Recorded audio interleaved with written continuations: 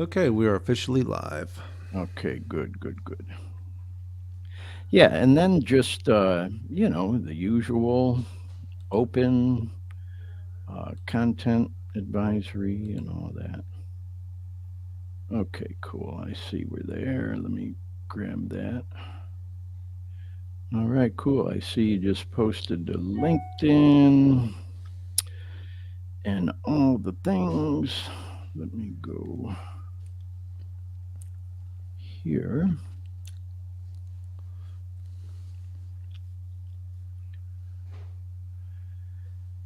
Alrighty.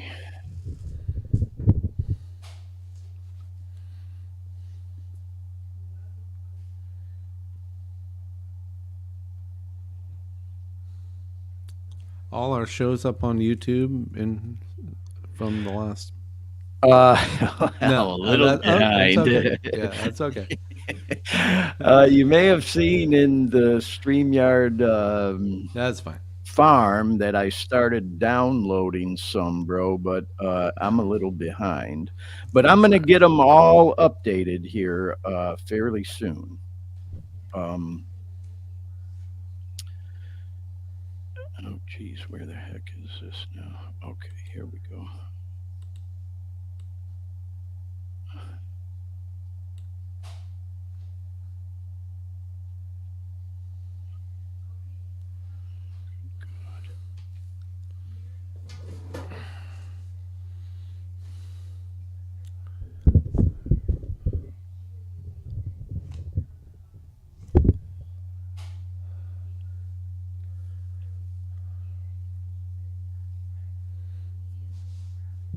I need to get a mouse pad. I'm sending some crazy vibrations on my in my headphones off of this microphone.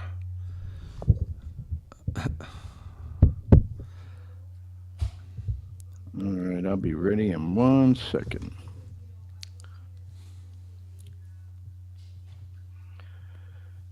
Did you catch any of the 500? Are you talking today? Yeah, yeah. Yeah, I've. This is my third podcast today. Oh, no I had a kidding. morning, I had an afternoon, and this is my evening. So I've been crazy all day, Right on, right and on. I'm on caffeine. So I'm like, All right, I got it on Insta. Let me just do this real quick. All right. Move on here from Facebook. Do. Okay, Dean, I am about ready to start the show if you are. yep. Yeah, I'm ready. We're back after a little hiatus. Okay, Okay. man. Yeah, like I said, this show won't be one of them real long. Well, we might finish the show in an hour or so, but it'll be a good show. We got some good stuff lined up. I'm ready when Okay. you are. All right, Okay. here we go.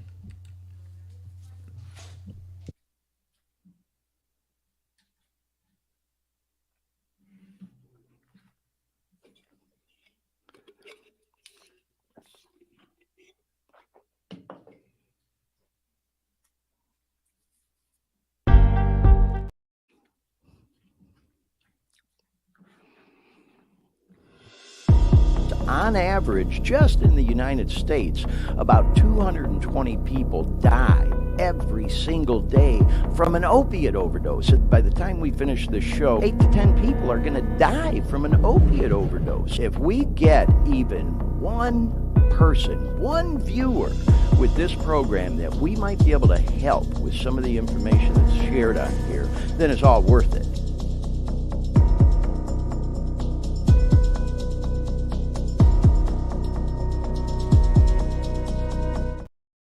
Hey everyone, welcome to the Dare Me podcast. It's your old pal Glenn Victor. Peace.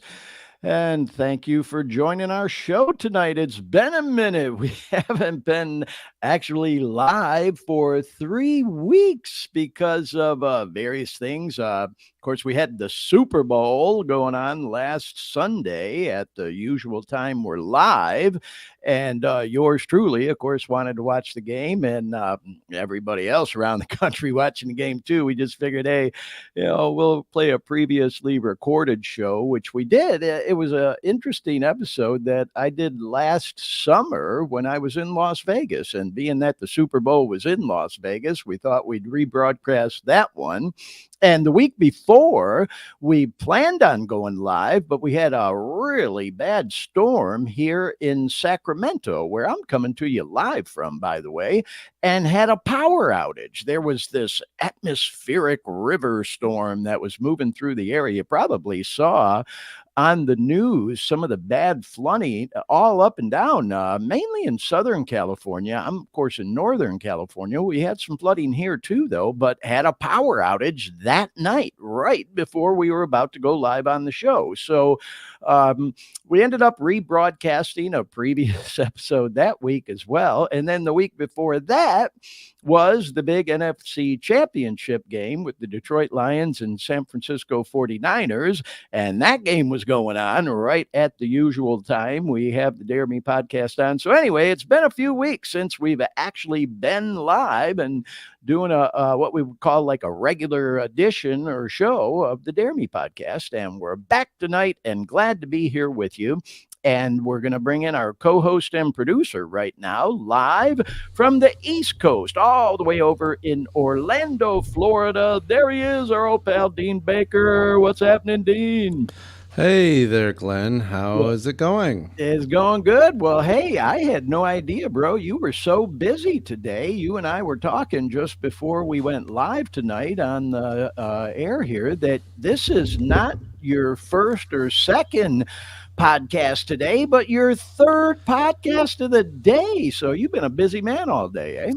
Today has been a little crazy. Yes, I have been. I started about 8 o'clock this morning, and yeah, I've had a couple hours between, this show, and I got home about, I don't know, close to 7 o'clock. So I've been running and gunning all day. So Well, yeah, yeah. Well, hey, let's talk about that just a little bit. And we're heavily going to bring this. caffeinated here too. Yeah, yeah. Well, hey, I'm right there with you. I had coffee earlier, but I'm drinking my Coke Zero. So yeah, trying to stay caffeinated. But talking about you doing two podcasts before this one today, I thought it's the perfect opportunity to bring this photo up and talk a little bit about PFX Media and what you're doing there in Orlando, Dean. I just think it's awesome, man. And of course, this is a picture of you and I when I was visiting Orlando. At your podcast studios there in West Orange County. And for those that live in the Central Florida area, you already know, but we have viewers and listeners to this podcast all around the United States and other parts of the world too. So I should elaborate a little bit. Again, Dean is coming to us live from Orlando, Florida, where I used to live. I live here in Sacramento, California now. Been here for about a year and a half, but I lived in Orlando for 30 years.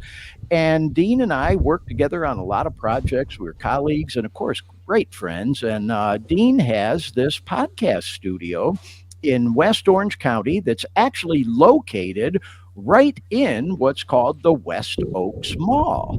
And we've talked about it on this show, as you know, Dean, that the face of the shopping mall in the U.S. has changed quite a bit. And there's a variety of different businesses and things to that nature in shopping malls now. And so you can see Dean and I there at his podcast studio. So I just thought we'd put in a little plug for you there, Dean. I feel like I'm doing all the talking for you here, but I just think it's awesome, man. You offer such a great service, and you and I have worked on, like I just said, many, many projects over the years having to do with TV, film, videos, TV shows.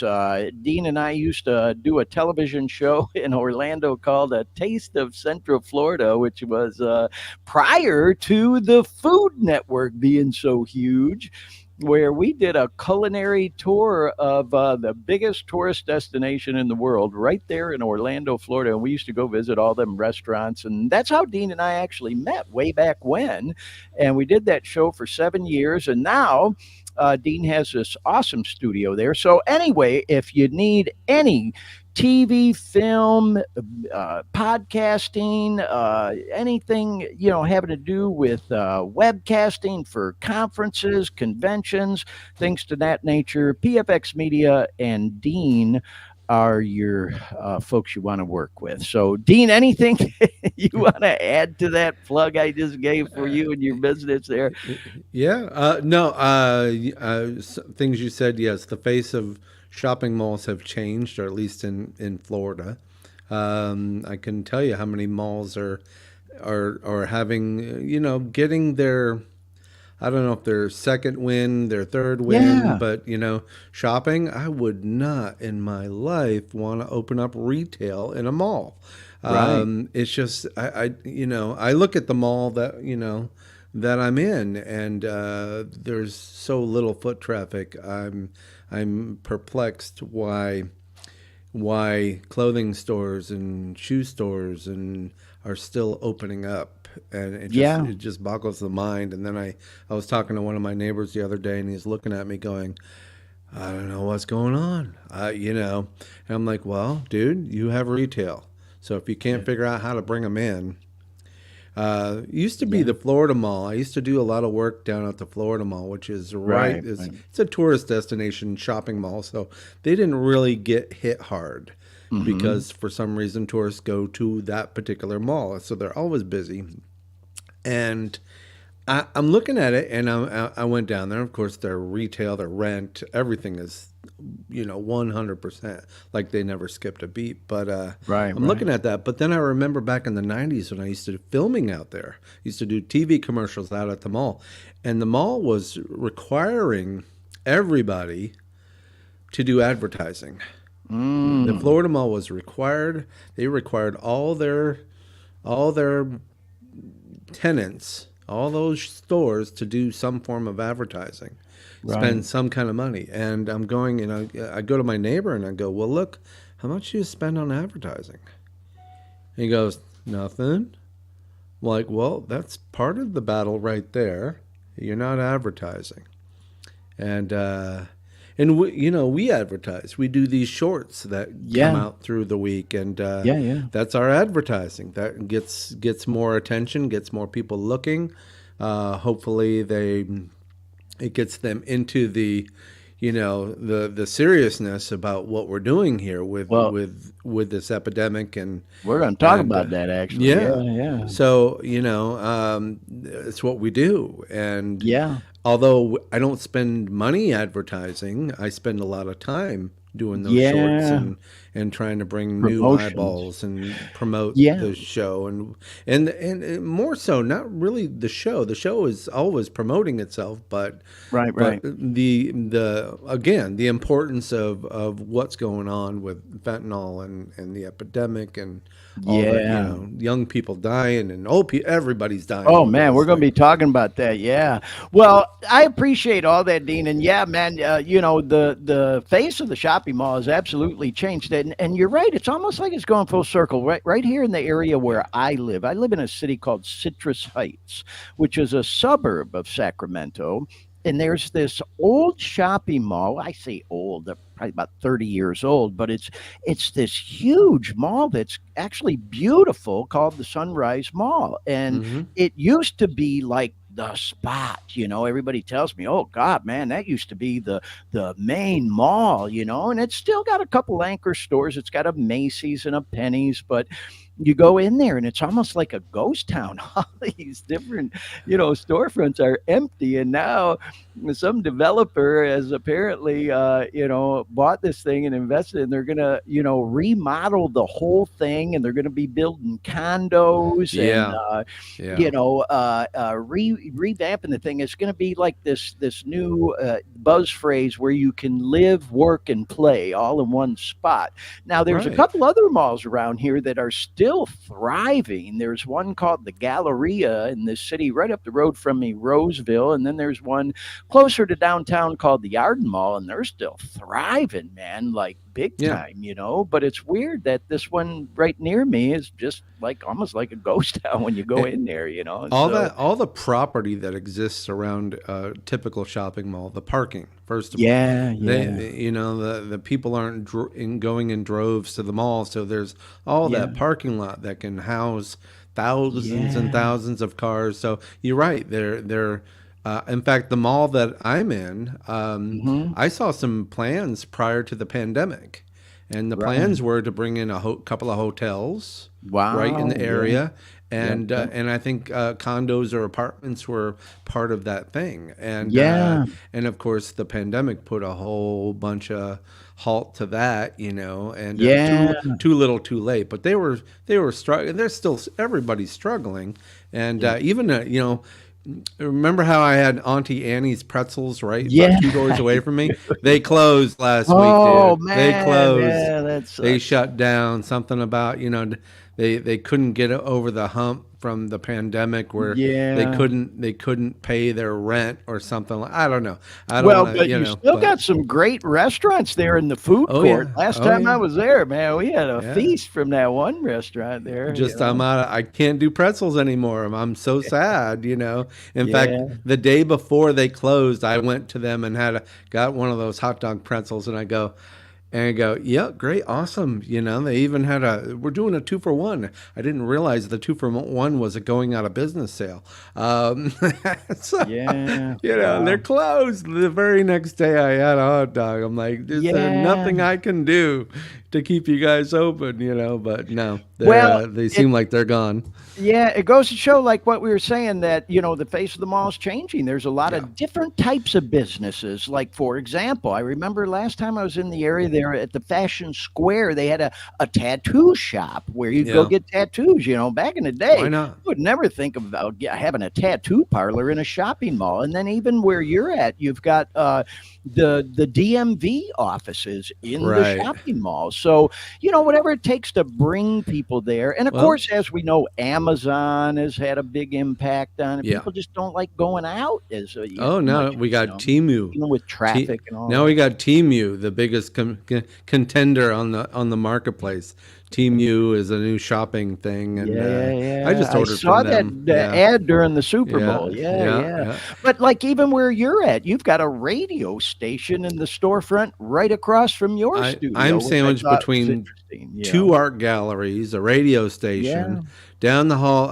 A batting clinic just opened up for probably for Little League Wow, baseball. like a batting cage. How cool Yeah, is that? there's Yeah, so see, inside a mall store. shopping malls just So going through some type of like evolution, yeah, because people do still, I think, like to go out and do things, but the days of people wanting to go to the mall to shop for overpriced things, I think, are gone because of a variety of reasons, well, Amazon, things to that nature. Not to mention inflation, man. The we economy's still tough. have a J.C. Penney and a Dillard's, which are the Yeah, anchor stores, and right. I don't see them surviving. So those are two Yeah. massive stores, Mm. and I think they're both You just outlets now. wonder how they can. Yeah. Yeah, yeah. Well, hey, Dean, I want to take a moment to send a shout out. I see we have quite a few people already All in the right. viewing room tonight. So welcome and thanks for tuning in, y'all. We are live right now. First time we've been live in 3 weeks because of the reasons we explained earlier. We had the Super Bowl, we had a power outage, it was a big NFC championship game, but we are coming to you live right now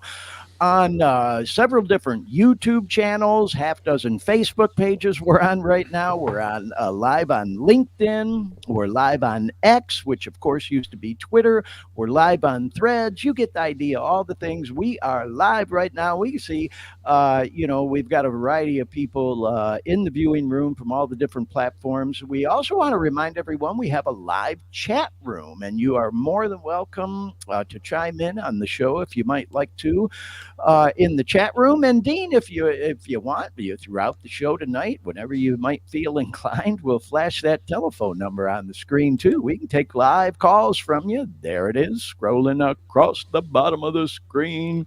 And we always like to take just a little time on the front end of the show to give people a chance to jump on board. Because as Dean mentioned, we put out promos throughout the week, and I try to put them out, on the day of the show, promoting that will be live and stuff. So, of course, we also want to send a shout out to all of our viewers and listeners who come across the recorded version of the podcast, which, of course, is where we get most of our views and listeners.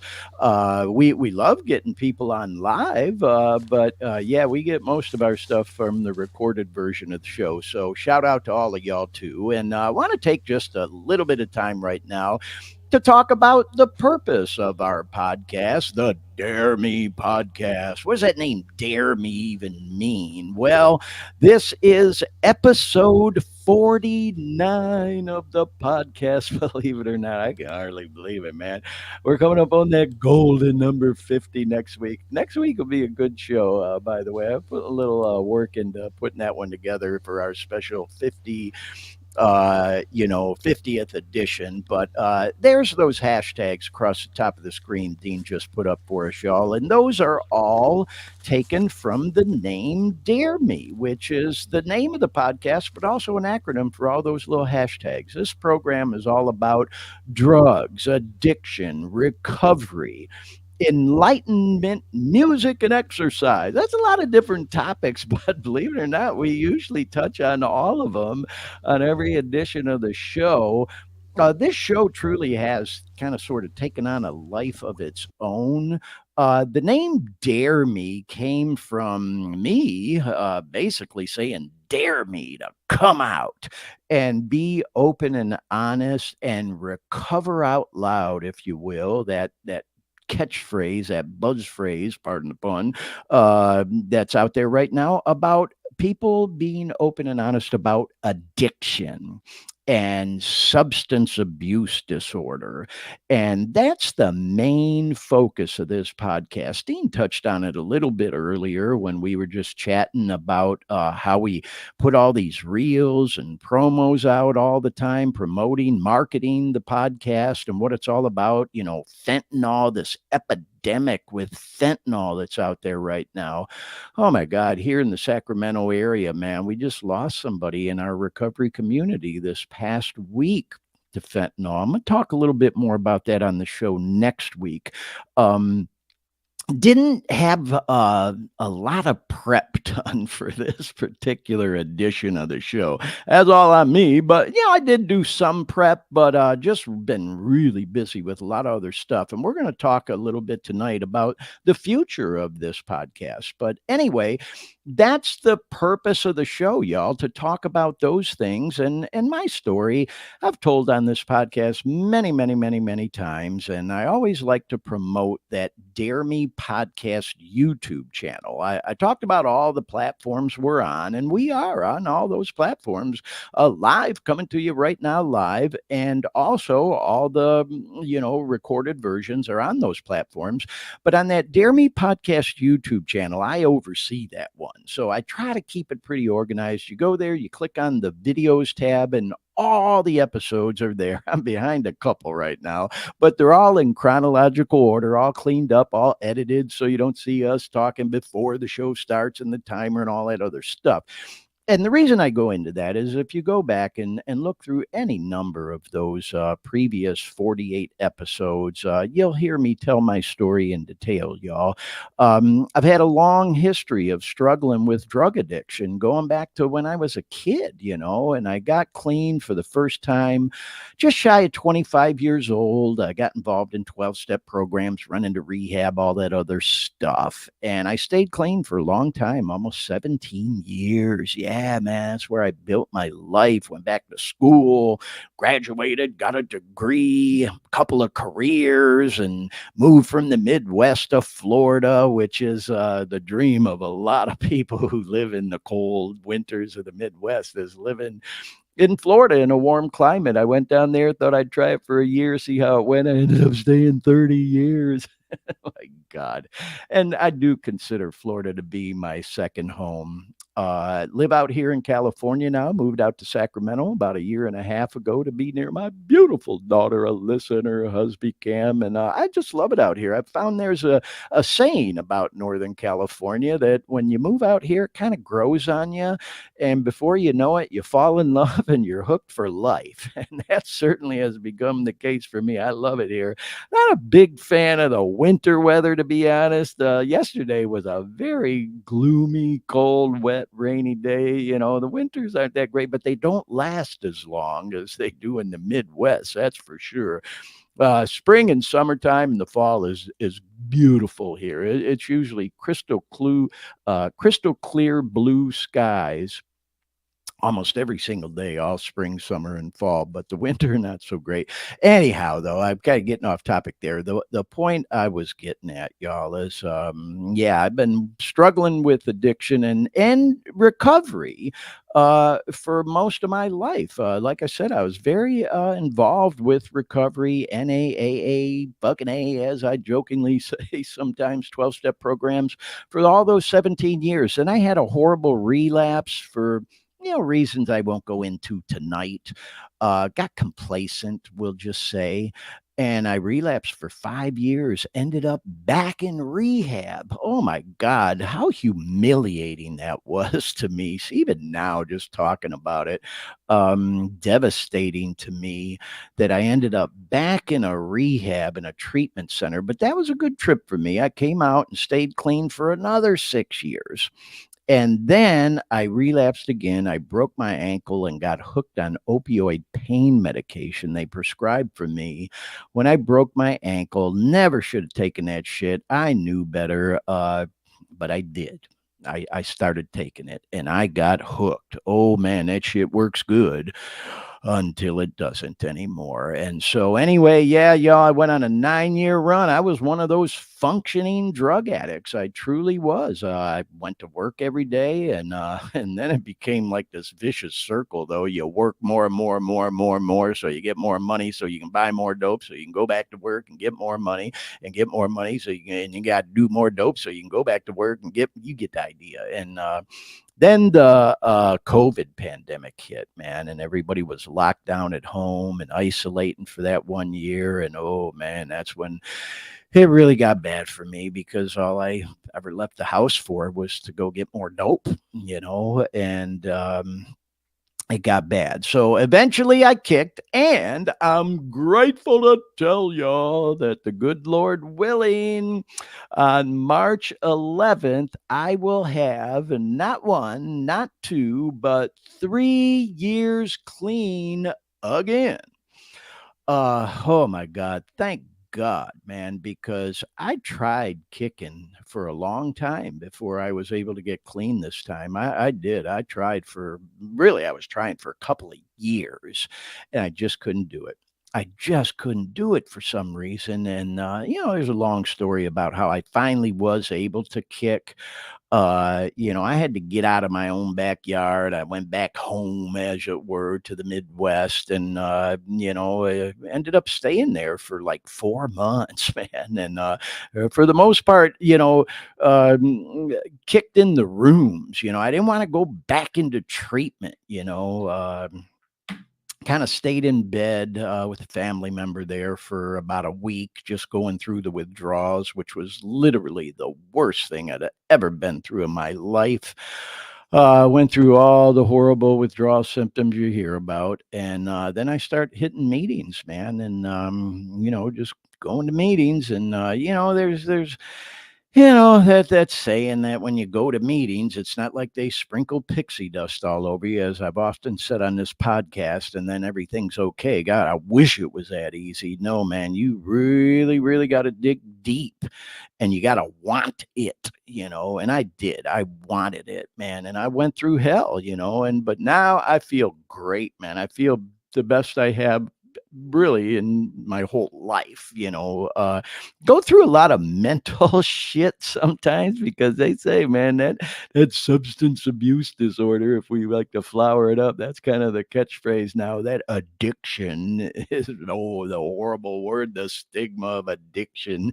That's part of the reason we do this podcast. Try to reduce this stigma. Oh God, an addict, drug addiction, Dare Me is where I came up with that name, man. Dare me to come out and talk about drugs and addiction and drug addiction, and because there is this stigma, this new phrase that's kind of been popular the last year or so that I've picked up on, is people have substance abuse disorder. Well, that's fine. You want to call it that? That's fine with me. Yeah, I got substance abuse disorder.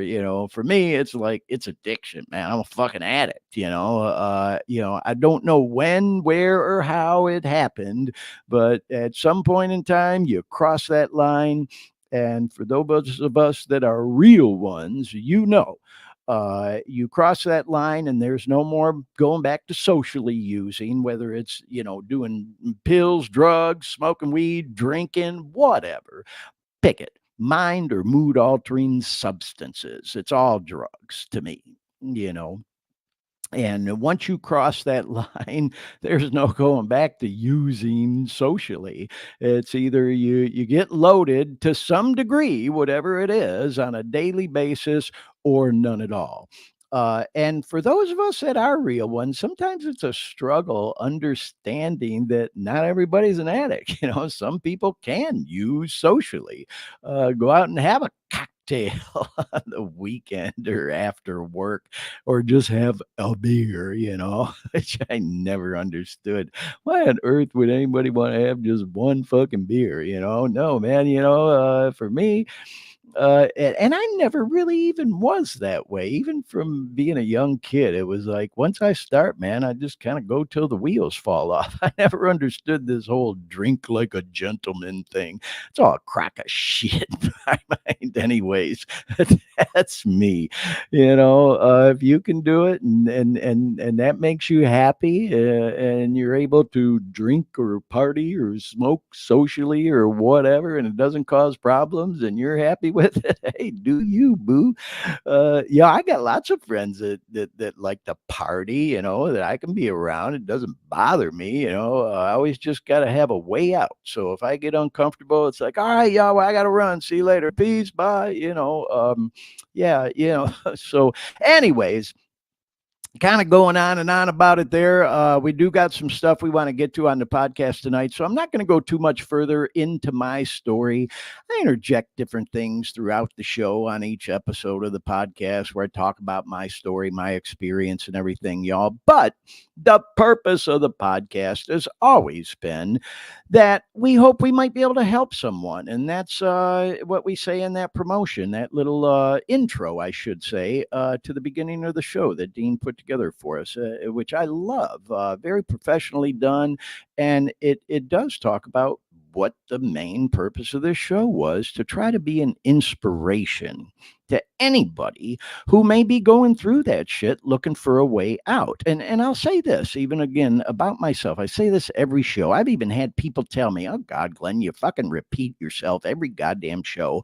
It's like you always got to go over it. Well, yeah, I do, because we have learned and found that we get new viewers and listeners practically every single week with this show, and we hear from them. We've shared DMs and messages on this show many times that we get from people who come across the podcast, who either reach out to us for information, for help, for input, thanking us for what we're doing, whatever the case may be. Because, like I said, we're live on all these different platforms, and then the recorded version is posted. It'll be there for God only knows till the end of time, I suppose.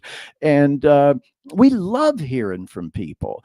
But the point is, we get new people, new viewers, listeners every week. So, yeah, we like to talk a little bit on the front end about what this podcast is all about, what the purpose of the podcast is. So, if you're someone new to the show, watching or listening for the first time, our hope is that, yeah, we might be an inspiration to you to, as we say, fuck the stigma, you know.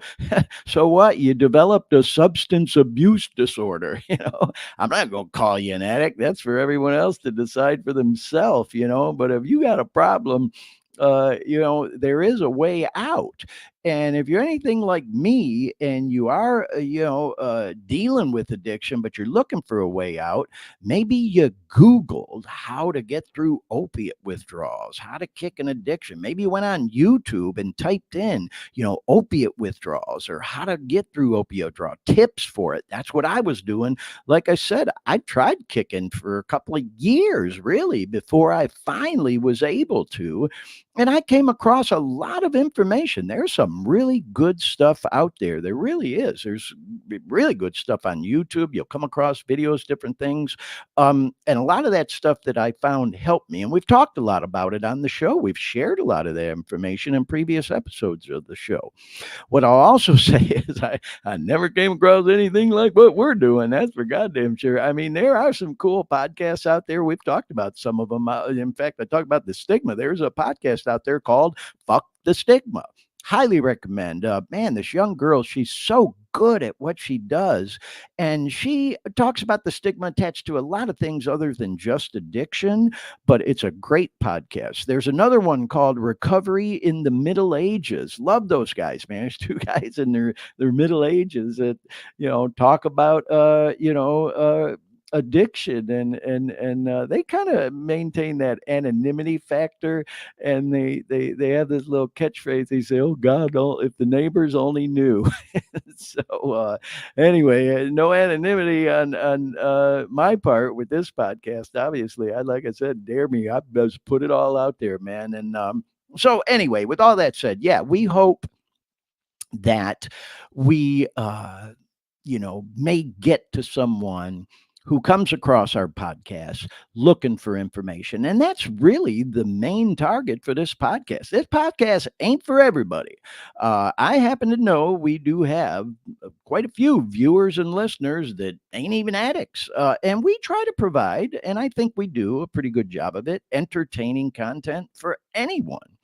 Maybe even for a family member, an employer, an employee, a coworker who may be struggling with addiction that could benefit from some of the information we talk about and share on this podcast. So, if anything we're doing on here, like we say every fucking week, helps even one person, then it's all worth it. If someone can benefit from my misfortune, from my struggles, and me being open and honest and vulnerable, because, oh, yeah, believe me, I second guess myself all the time about what I've been doing with this podcast. Like, oh, good God, what the fuck have I done, man? I put myself out there.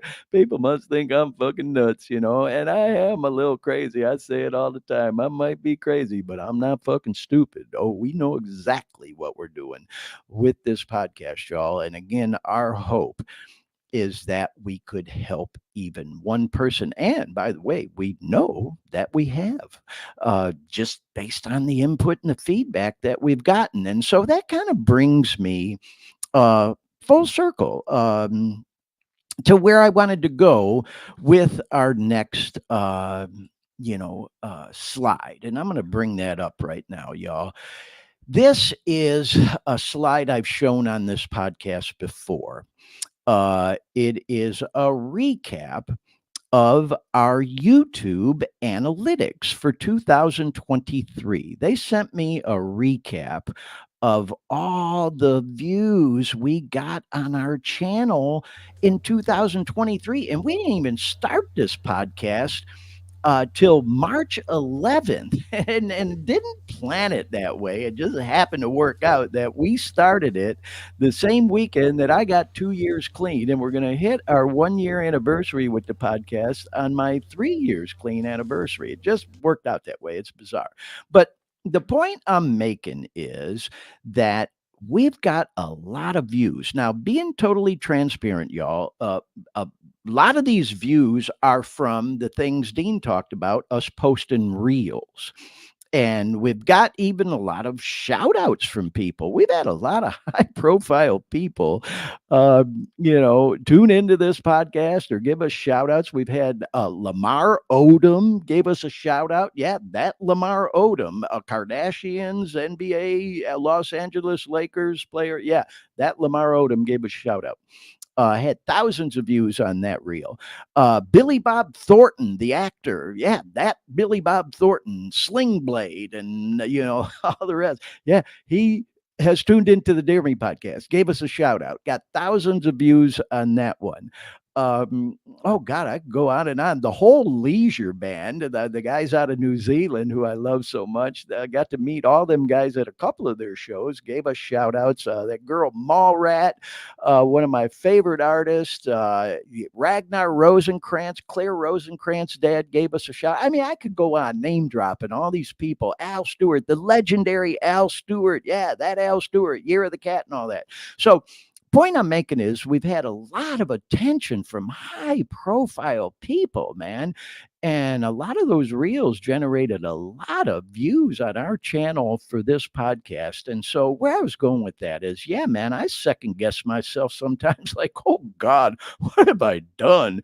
I remember, Dean, you saying to me when I first talked to you about this podcast, you said, oh, well, Glenn, we can do this. But once you ring that bell, bro, there ain't no unringing it. And, we're up to episode 49. So, yeah, no unringing that bell, man.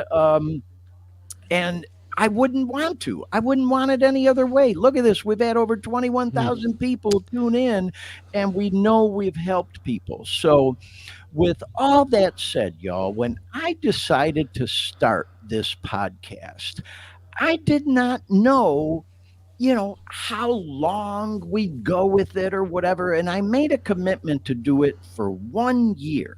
I said, okay, if we're going to do this thing, we gotta make some kind of commitment, or what's the point? I just don't want to willy-nilly, we'll do an episode or two or randomly do it, whatever the fuck. No, so we made a commitment to do it for 1 full year. Well, we're coming up on a year, and it's just 3 more episodes away. We'll have done 52 episodes of the Dare Me podcast. So I know I talked about it about a month ago, but there's been some progress in terms of what are we going to do from there. We're going to go on a little hiatus. What to do? We are, yeah. What to do, because I mean, quite frankly, like I said, it's taken on a life of its own, and it has become a lot more work than I ever thought it would. That old saying, man, be careful what you ask for, because you just might get it. And then once you get it, you might not know what to do with it.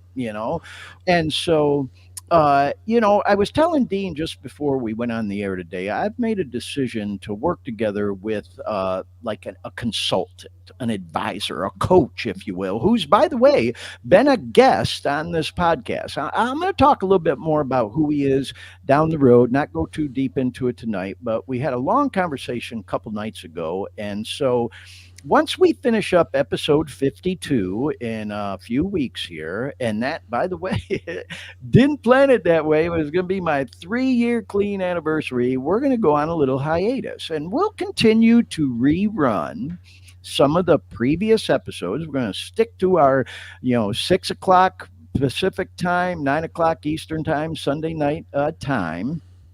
And not sure exactly how long we'll go on hiatus, but it's going to be for a little bit.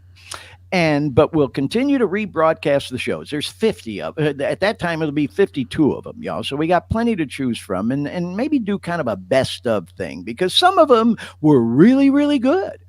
Some of them, I gotta say, man, we've had some cringe episodes. I usually will go back and watch each of them at least once during the week. just to kind of critique it and say, oh, yeah, I didn't like the way we did that. Oh, I really like the way we did that.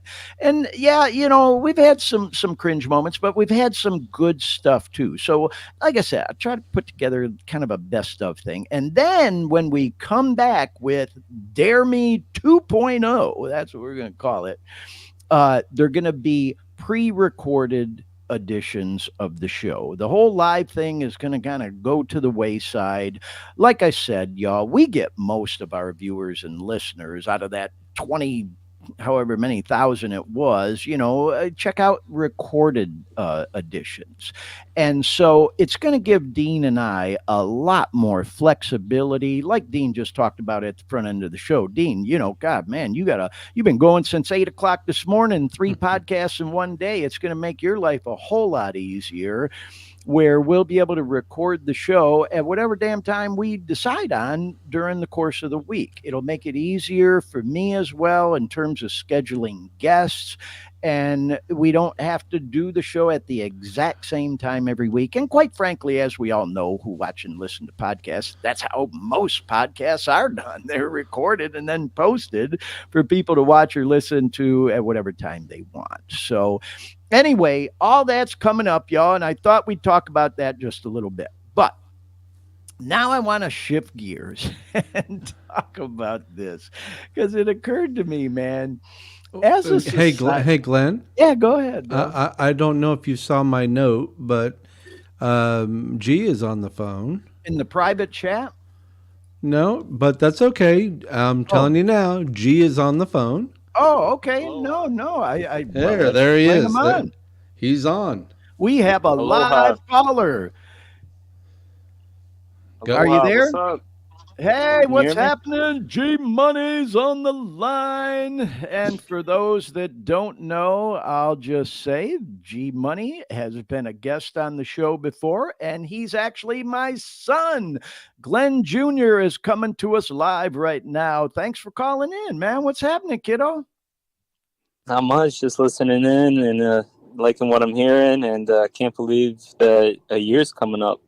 Yeah, I know. Isn't it crazy? Where does the time go? It's crazy, man. Yeah, episode 50 next week. Yeah, episode 50. And I'm going to put a little more prep work into next week's show. This week, man, I didn't really do a whole lot of prep until I had some things in mind, but till about an hour before the show, Dean and I were kind of, rushing to get everything together. And, we got a couple news stories we're going to go to, got a shout out and some funny memes. But other than that, man, that's really all we got tonight. I'm going to do one. I was missing the live episodes. I watched the rerun last week, and then I was excited for this one to be live. So yeah. Well, hey, and by the way, I gotta say, you and that boy Shebang, and maybe Shebang might tune in later. You guys do it to me every Sunday when it's crunch time, and I'm trying to get ready. That's another reason I'm looking forward to getting away from the live thing. It's always crunch time. That's when you guys decide to call me. When I'm like, God damn, man, I ain't got time right now. I got to call because I saw you called earlier, and I apologize. I missed you, but it just wasn't a good time. And I thought, well, I'll call him after the show. So I'm glad you called in, man. Well, G, I don't master at timing. Yeah. Well, hey, what are you up to today, man? Did you hit the gym or Actually, just got back from a hike called Cocoa Head Hike here in Hawaii, and it was real nice. It's like this mountain, and they have stairs that handmade stairs that lead all the way up to the top, and then you get a beautiful ocean view. So when you come visit, I definitely want to take you on that hike because it's an amazing view once you get to the top, and it's a good workout too.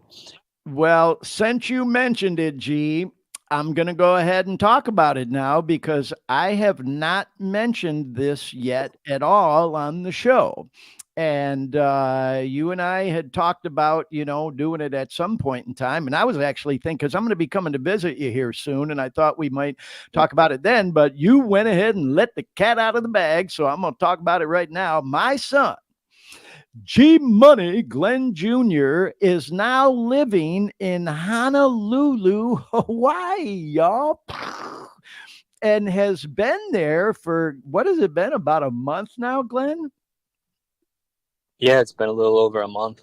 Yeah, well, I had to mention it because, we do have regular viewers and listeners in addition to our new people. And by the way, I want to send a shout out to Jay, who is in our chat room right now. And also, I see we got several people still in the viewing room. So, welcome to y'all. And shout out, Jay. Thanks for joining our show in the chat room, Jay. You're welcome to call in if you like once we get off the line with G as well. Dean will put that phone number up on the screen again in a little bit. But yeah, Glenn, as you know, you've been a guest on the podcast several times in the past, and we even went live from where you used to live in downtown, midtown Miami.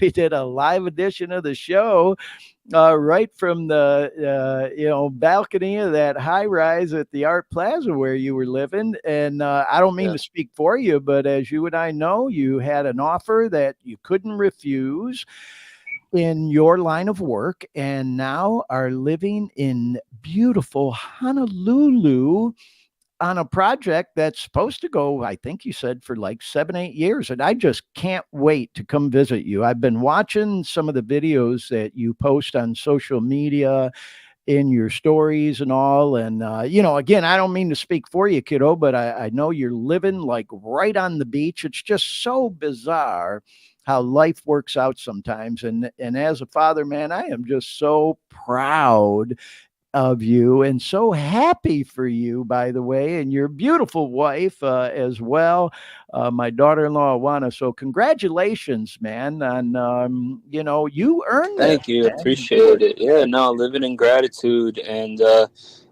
it's I'm a safety manager, and Yeah, it's OSHA safety safety kind of rep. changed my Yeah. life, right? And so I've been able to live in some great places, New York, Miami, now Hawaii. But I I say all know. that to say that for people listening too that might not know that you were going through what you're going through, but you were also functioning and you were working at the safety council. So I grew up around Yeah. it. So where I'm at now in life, I wouldn't be where I'm at if it wasn't for you. And I just wanted to say that because I have been very blessed and fortunate right now, and living where I'm living has been exciting. But I just know that I wouldn't be here without a good father and you, and Oh man. kind of introducing me to the career that I've chosen. So I appreciate it, and I can't wait for you to come visit because we're gonna have a good time.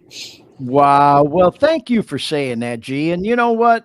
I've told people, in my personal life and friends, we talk about it. It's come up sometimes. And I'll always say, well, you know what? I never pushed G into safety, which, as you know, I never did. It's just you did grow up around it. I've talked about it on this podcast. I worked for a company called the United Safety Council for 25 years. I had two careers in my working life. I worked for Metro Traffic Control and Traffic Post for 20 years. And I also worked for the United Safety Council for 25. So G grew up around safety, and we would go to different expos and trade shows and safety fairs. And if you remember, kiddo, when you were a little kid, we sat through CPR and first aid classes together. And then even before you chose OSHA safety and occupational safety, you took it upon yourself to go to college and earned your EMT certification and all, and had thought about going into fire science and maybe a fireman and all. And then it just worked out where you ended up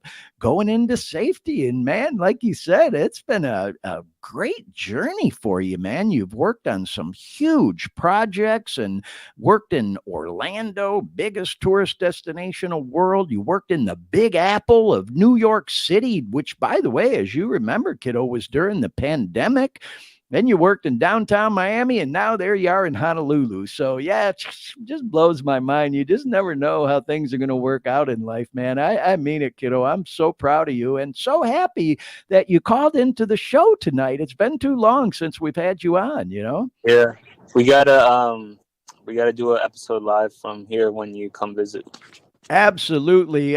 You know what? And I'm planning that trip real soon, and we'll call it the Aloha edition. Who knows if things work out? Maybe that'll be our last live edition, and then we'll say Aloha from Hawaii, and then we'll go Yeah, that to the. acronym exercise when we do the hike that I want to take you on, it's definitely a challenge, but you feel so accomplished when you complete it. So we can do that hike and then do a live episode, and you can talk about how you felt Yeah. completing it Well, right hey, around your 3 year mark. So congratulations on Well, that hey, kiddo, because I'm still in the gym on the regular, man. Matter of fact, I went the other night before last. I was there for 4 hours. And by the way, if you're a new viewer or listener to our show, or even a regular, and maybe you missed the one, I don't remember what episode it was, but if you go to that Dare Me Podcast YouTube channel, click on the videos tab and scroll through all the episodes there. There's one called Get Fit with G and me. And that was a great episode where we talked all about fitness and exercise and how, as you know, G, I often say, and it's true, man, you inspired me to get back into physical shape and coached me because, man, I gained a lot of weight. I got up to 189 pounds, y'all, which, hey, that might not be a lot for some people, but I'm not a real tall guy. I'm like 5'7". And no disrespect to anybody that carries extra pounds, but that's way too fucking heavy for me.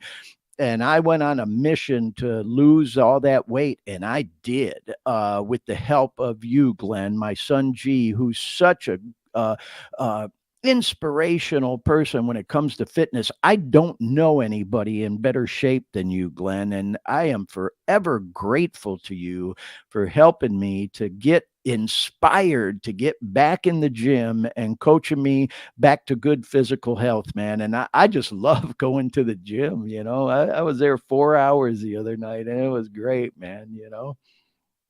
yeah, you replaced one addiction with another, but this one's healthier. So Yeah, this is proud a of you. good healthy addiction. Well, when I'm in the gym, man, I'm in my zone because you know how much I love music. We talk about music on this podcast all the time, which we're going to even talk a little bit about tonight. And I put them earbuds in. I got those Apple Airbud Pros or whatever the hell they call them.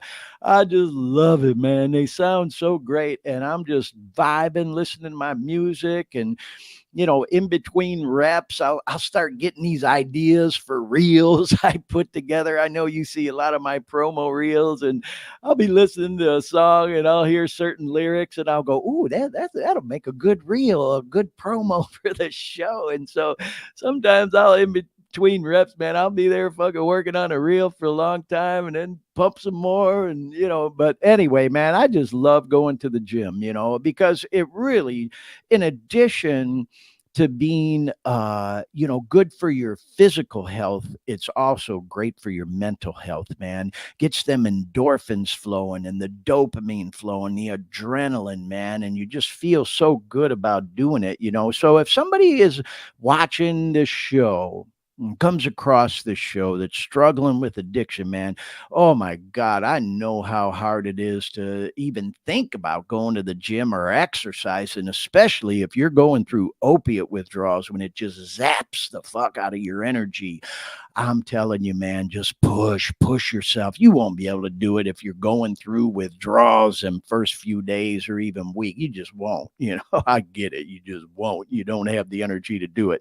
But once you get through that first week or so, I promise you, man, get yourself to the gym. It'll just make you feel so much better. So anyway, yeah, we want to say hi to Jay again in the chat room. I couldn't quite tell what baseball field that was there, but it looks like whoever Jay is has a profile picture in a baseball field. So anyway, though, Glenn, I gotta ask you, since we're talking about fitness and exercise and all that, did you watch the UFC Volkanovski fight last night? I didn't watch it live, but I watched like some highlights on YouTube. So I saw that I saw that he got knocked out. So that was surprising because he's Yeah. been said to be one of the greatest of all time. So it just Yeah. shows that time catches up to you, and I think his last fight he got knocked out as well. So it sounds like he needs to take a little break and do some soul searching. But yeah, what a good fight.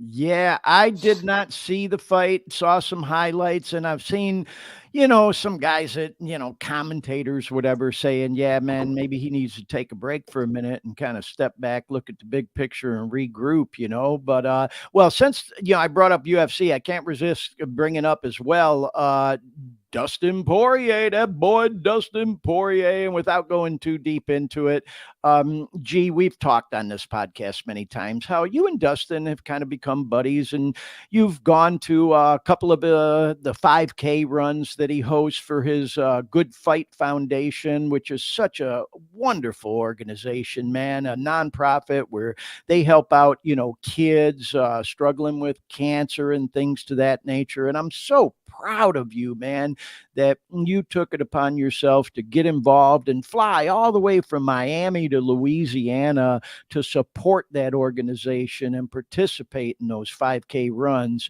And, shout out again to Dustin, man, for, giving back, to the community and being such a great person. So I got to ask, G, what do you think's going to happen, man? Well, I know what you think's going to happen with his next fight. He's got one coming up too, right?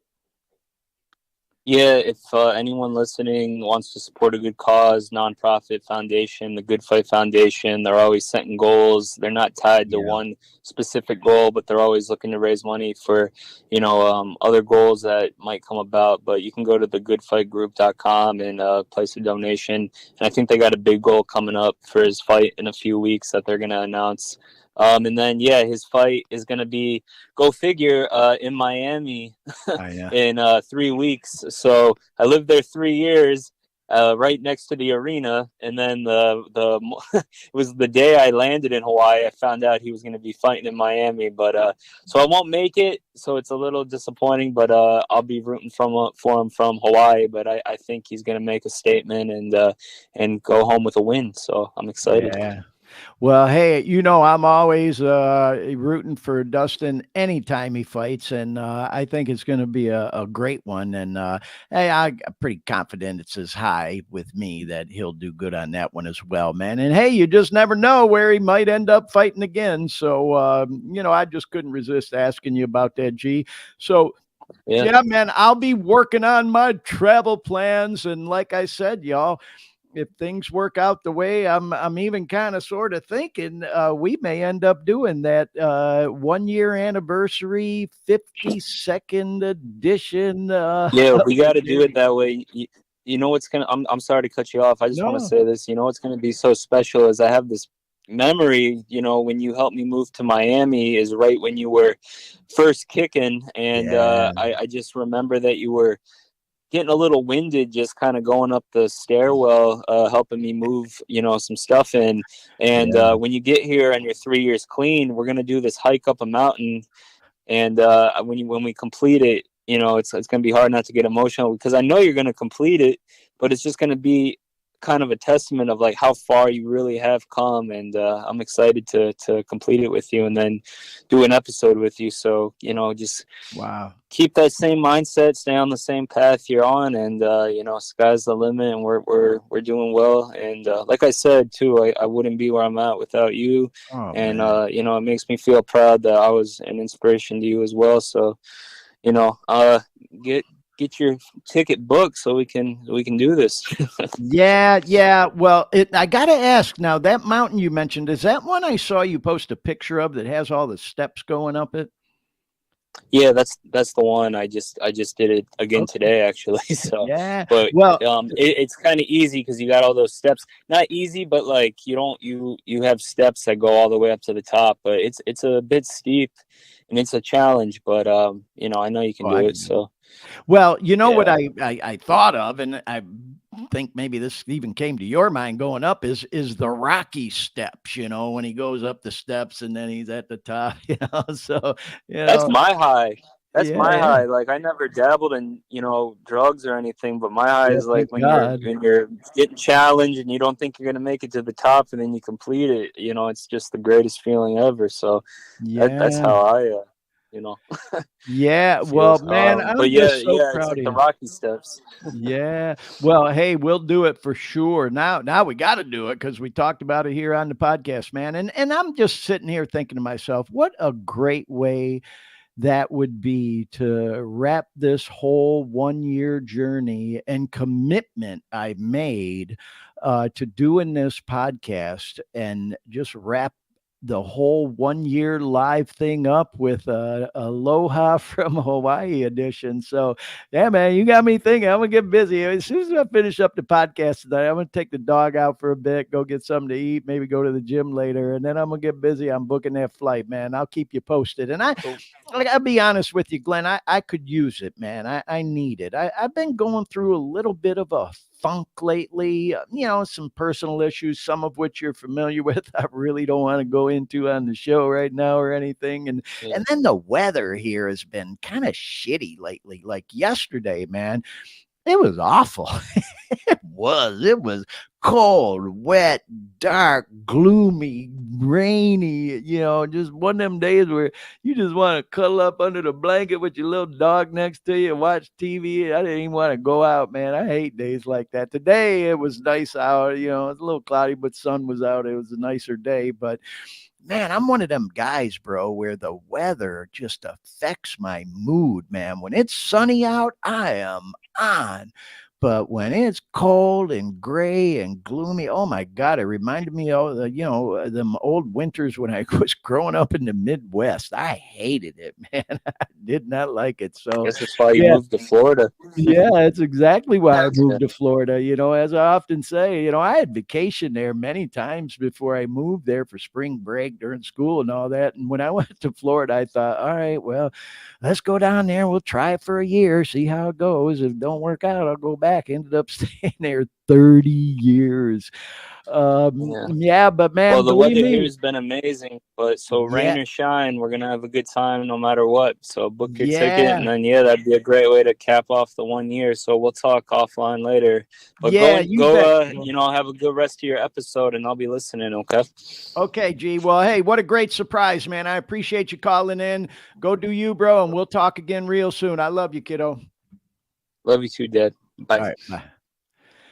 Wow, y'all, how cool is that? My son Glenn calls in live on the Dare Me podcast. Man, I'm so blessed, man. My kids, I just love them to death so much. I also have big news with my other child, but I'm not going to let the cat out of the bag on that one just yet. I got to talk to her about it first. But man, I just, so many good things going on in my life right now, man. And, it just goes to show, bro, that, man, just as little as a few years ago, I was so fucked up on that dope and using that I felt like I wanted to die. I literally felt like I wanted to die. I was so sick. And I started talking about this earlier on the podcast that, addiction, substance abuse disorder, whatever the hell you want to call it, people call it a disease, and that's always messed with me. And a lot of people, that word disease, it's almost like, ooh, I don't want to get any on me, that stigma, the word disease, but it actually has been, clinically, what's the word I'm looking for? Stamped and approved as a disease by the American Medical Association or whatever the hell it is. If that word disease fucks with you, if you're a person trying to get clean, struggling with addiction, think of it as a sickness. That's how I get past that whole thing, because I don't think any of us can deny it is a sickness. It's a physical sickness. Oh, it damn sure affects your physical health. It's a mental sickness because, man, your thinking gets all screwed up. Like I said, I felt like I wanted to die, and it's all intertwined. I felt like I wanted to die because my physical health was so screwed up as well. And then it's also a spiritual sickness, man. And when I think in terms of spirituality, I ain't talking about religion or God or anything like that. For me, spirituality has to do with peace, having peace in your life and not feeling like you want to die, not walking around angry, depressed, resentful, whatever the fuck all day, every day, just having some serenity in your life, some peace, and just being okay and going with the flow on good days and bad days, And like I was saying, man, yesterday, this is a shitty day for me. I was not in the mood for nothing. Even like I knew we were doing this show today. I didn't do a bit of fucking prep on this show yesterday because I just wasn't in the mood. I didn't feel like it, And so I'm just saying, man, you got to have some peace in your life. And where I was going with that is it's all tied to living clean and sober for guys like me, for girls like me. If you're a real one that truly is an addict, struggling with addiction, substance abuse disorder, whatever you want to call it, and you're trying to live clean and sober, you got to have some peace in your life. And that's what it's all about at the end of the day, is having peace in your life so you don't get a case of the fuckets and just say, fuck it, I'm going to go get high. I'm going to get loaded. And I don't have to deal with this shit, And we power through it. And then we reap the benefits and the gifts like what we just experienced. I did. And that's where I was going with that. Have my wonderful son who's been so supportive of, me and what I'm going through. Like he said, man, I was a functioning addict through most of that shit, it didn't get real bad till that last couple of years. Really, that last year is when it really, really got bad for me. But I was a functioning addict. And so if you're one of them people who's still functioning, still going to work all day, every day, all week, whatever, but you're struggling, man, you can get through it. It doesn't have to get that bad, What was that saying around the programs? Unfortunately, most people have to reach a pretty bad bottom before they're able or willing to try to do something about it. But I remember my first sponsor, this guy Chester, may he rest in peace, way back in the day, used to say to me, because we'd be sitting in meetings and we'd be driving home and I'd say, God damn, that motherfucker sharing the night, he was all fucked up. I ain't that bad. And he taught me to put a yet on the end of it and say, yeah, well, Glenn, you ain't that bad yet. Let that motherfucker carry you a message that's how bad it could get if you keep going at the pace you've been going. And then he'd say to me, how bad does it got to get before you're willing to do something about it? Do you have to start to suffer physical ailments like liver failure, kidney failure, wet brain, whatever the fuck, from drinking so goddamn much, or a heart attack from doing so much fucking coke, or whatever the fuck? How bad does it got to get physically before you're willing to do something about it? How bad does it got to get mentally before you're willing to do something about it? Do you have to get to the point where you feel like you want to fucking die? You know when you're fucking up. When you've been using too much. When that shit's got you, where you can't stop and you're using it. You have that aha moment where you finally end up saying, God damn, man, I've been getting high every single day for however long. Put your time amount on the end of that sentence, How bad does it got to get legally or financially? Do you got to get in a car wreck and total your car from being too drunk to be driving? Do you got to get arrested, for getting in a car crash and injuring, or even worse, killing somebody? Is that how bad it's got to get before you're willing to do something about it? You got to go to jail. You got to go to prison.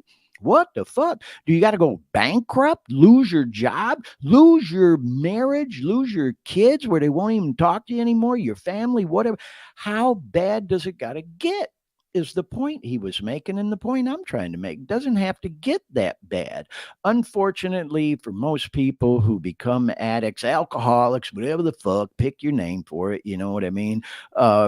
How bad does it got to get? And unfortunately, it's got to get pretty bad before people are willing to do something about it. Sometimes interventions take place. Hello, and they don't always even work right out of the gate. You see sometimes on television these shows, intervention, where people will have a car ready and waiting for them to take them right to treatment at the end of the intervention, and sometimes that works, sometimes it don't. But sometimes when it don't work, where they're not ready to go right on the spot, at least the seed has been planted. And then sometimes, man, just takes reaching out to someone. Here's an old friend of mine, this kid Edwin, back in Detroit, where I was going to meetings. And I'll never forget, man, he closed a meeting once because, usually you kind of get in a circle and either, hug each other, hold hands sometimes, is how, they do it in certain places. And you'll read a certain thing or say the serenity prayer or whatever, and they'll say, hey, whoever, why don't you take us home? Let's close the meeting. And I remember he said once, hey, man, let's form this circle to remind ourselves, we can do together what it just seemed like we never could do alone. And hey, if there's somebody from around here that you haven't seen in a while, maybe give them a call, man. Check in on them, just to, not necessarily see what they're doing, but see how they're doing. Let them know that, man, we miss them around here and we're thinking about them. And then he said, you might just save a life, and the life you save might even be your own. Doing that 12-step work is really what that is, man. And sometimes, man, we got to remember that, especially for a guy like me, a relapser who's relapsed not once, but twice after long-term clean time and recovery in the 12-step rooms. Man, relapse, boy, oh boy, we don't like to talk about it a lot, but the reality is, man, in 12-step rooms, relapse is more common than I think we like to acknowledge. As a matter of fact, more people I've met have had relapses than don't. God bless the people who came in, got clean, and stayed clean and never relapsed. God bless them. I sometimes will say, man, you guys are my fucking heroes. Real ones, though, who ain't caught up in the ego bullshit, will say to me, oh, Glenn, don't put me on no pedestal. Yeah, I might have been clean that long, but I'm one bad choice away from ending right back where I was, or worse, just like you are. Just as close as the person with one day clean, one bad choice away. And that certainly held true for me, man, with almost 17 years clean at one time, 6 years clean another time, coming up on 3 again. I'm still just one bad choice away from going right back down that fucking rabbit hole, or worse, and end up fucking dying. And there were people that reached out to me during my relapses. Thank God for some of my real friends from the 12-step rooms, man. I'm forever grateful for some of them folks, man, who didn't give up on me.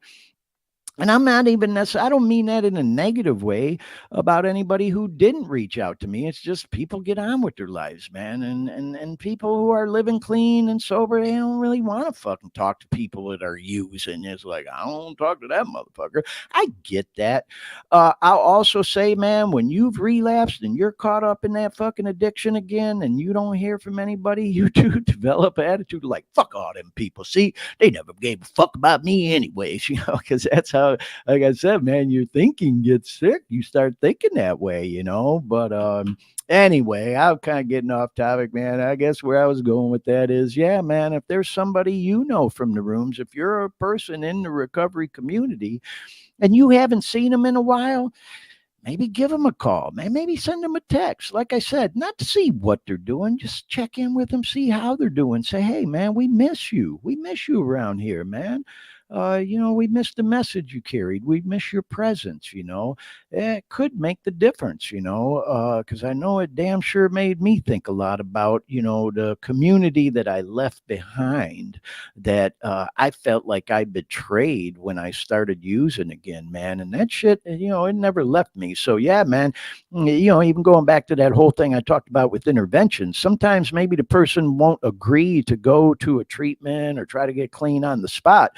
But but we planted that seed when we intervene, and now they think to themselves, God damn, I must be fucked up. Once they got a chance to let it sit with them and process once they're alone again, like, whoo, fuck, I must be bad, man. The motherfuckers intervene trying to help me get clean now.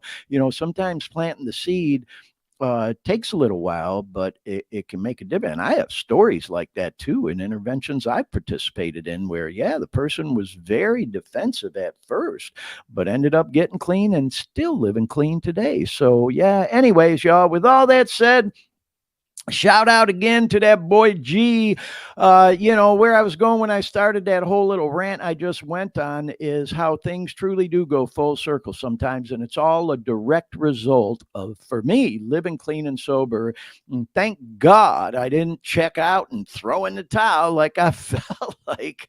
I shouldn't be laughing about it, but you got to have a fucking sense of humor about it. Thank God that I didn't go that far. I sure felt like I wanted to fucking die, but thank God, man, I was able to get clean and start working on things like get my physical health back, going to yoga, meditation, things we've talked about on this podcast many times, to work on my spirituality, my mental health, trying to have peace in my life. I ain't no expert at doing it. Like I said, I have shitty days all the time. My day yesterday was not good, man. I was in a shitty, depressed, gloomy fucking mood, and just been processing some anger and resentment lately that I'm still trying to get through over some personal family bullshit, and just life, man, fucking life, but we get through that stuff, and when we get through it clean and sober, if we're a real one trying to work a program and stay clean and sober, man, we come out the other side even stronger for it. And then start to experience the gifts like what we had tonight, man, with my beautiful son, my handsome young man son, calling in, who's living the dream, man, living his best life. And I'm so proud of him. And anyway, G, if you're still watching, listening, thanks for calling in. So, Dean, I want to get back to what a treat and surprise that was. Dean, if we could, let's go ahead and flash that phone number up on the screen again. I see we still got several people in the viewing room. If anybody wants to call in, Jay, if you're still there in the chat room, feel free to call in. If you're somebody listening to the podcast, not actually viewing, but just listening, that telephone number to call if you want to check in with us live is 407-924-3946. And so with all that said, I want to get back to these slides because right before G checked in, which again, G, thanks for calling, bro. Appreciate it, man. Kiddo, I love you. I was going to talk about this. What I started to say right before he called was, man, we as a society, we got our priorities all fucked up.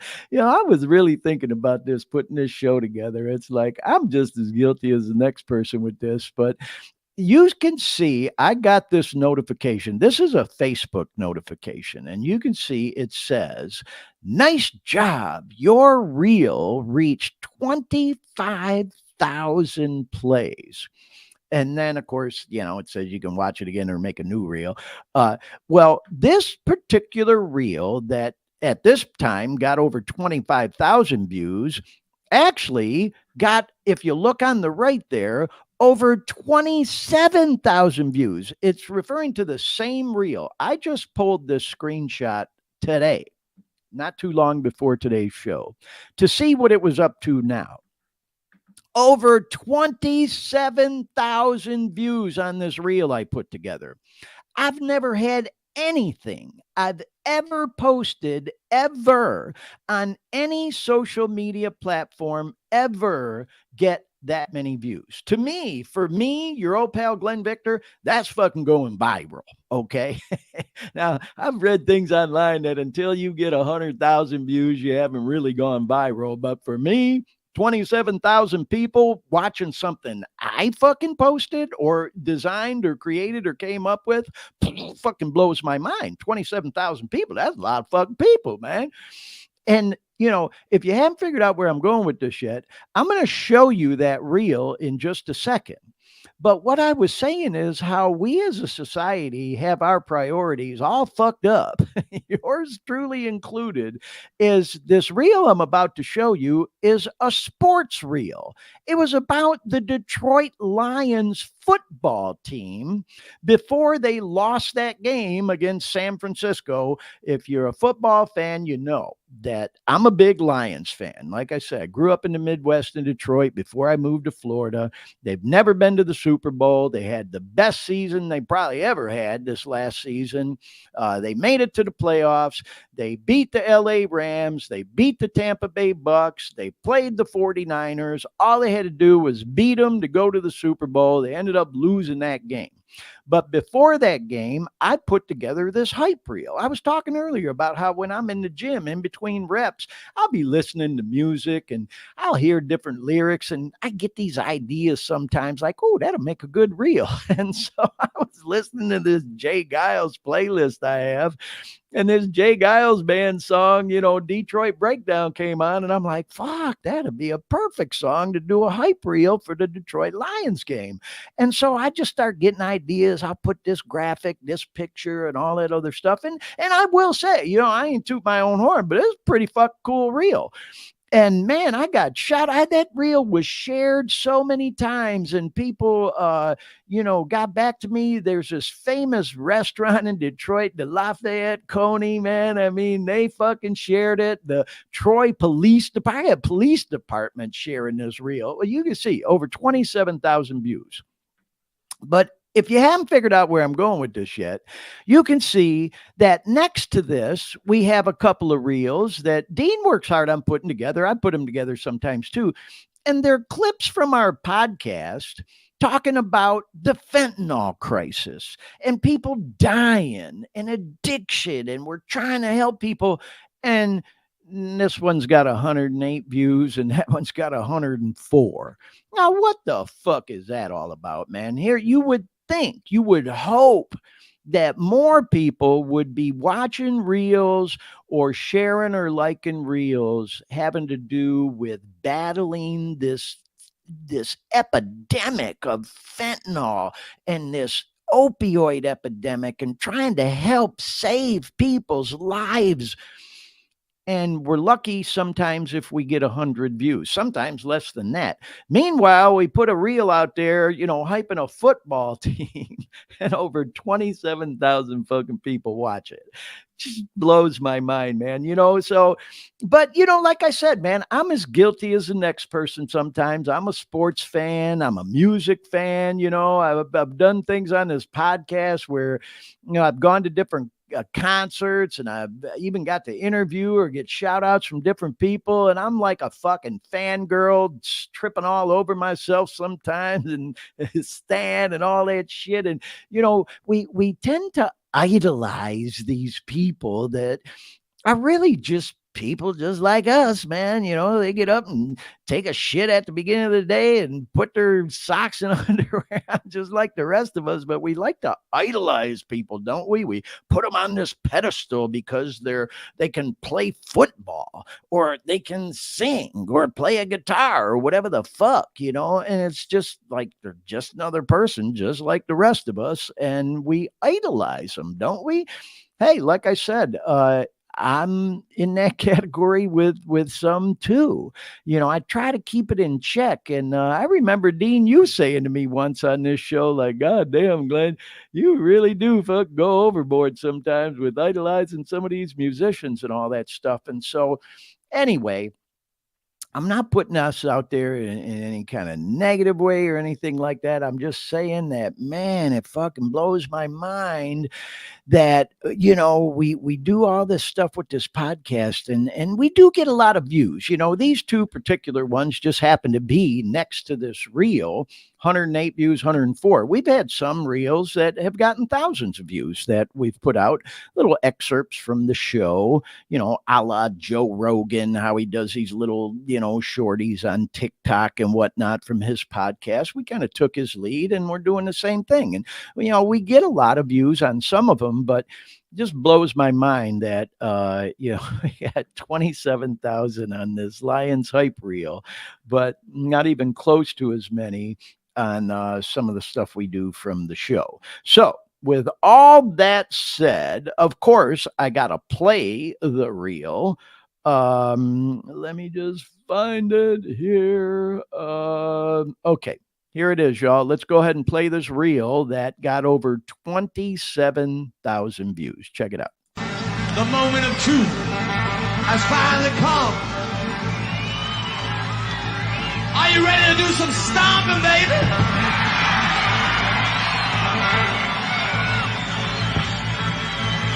Are you ready on the bandstand? Detroit breakdown!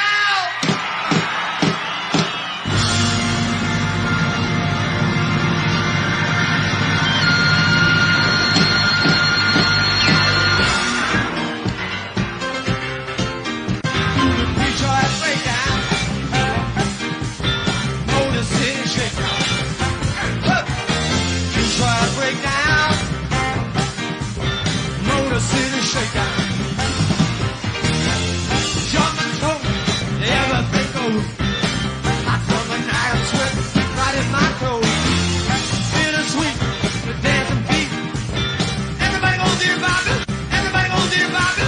Everybody goes dear Bobby. Right in the street, through the Detroit breakdown. Motor City shakedown. Detroit breakdown. Motor City. Break it down now, baby. Come on. Come. Yeah, so there you go, y'all. That's the hype reel I put together for the Lions game when they were going into that game with the San Francisco 49ers. Had they won, they would have went to the Super Bowl.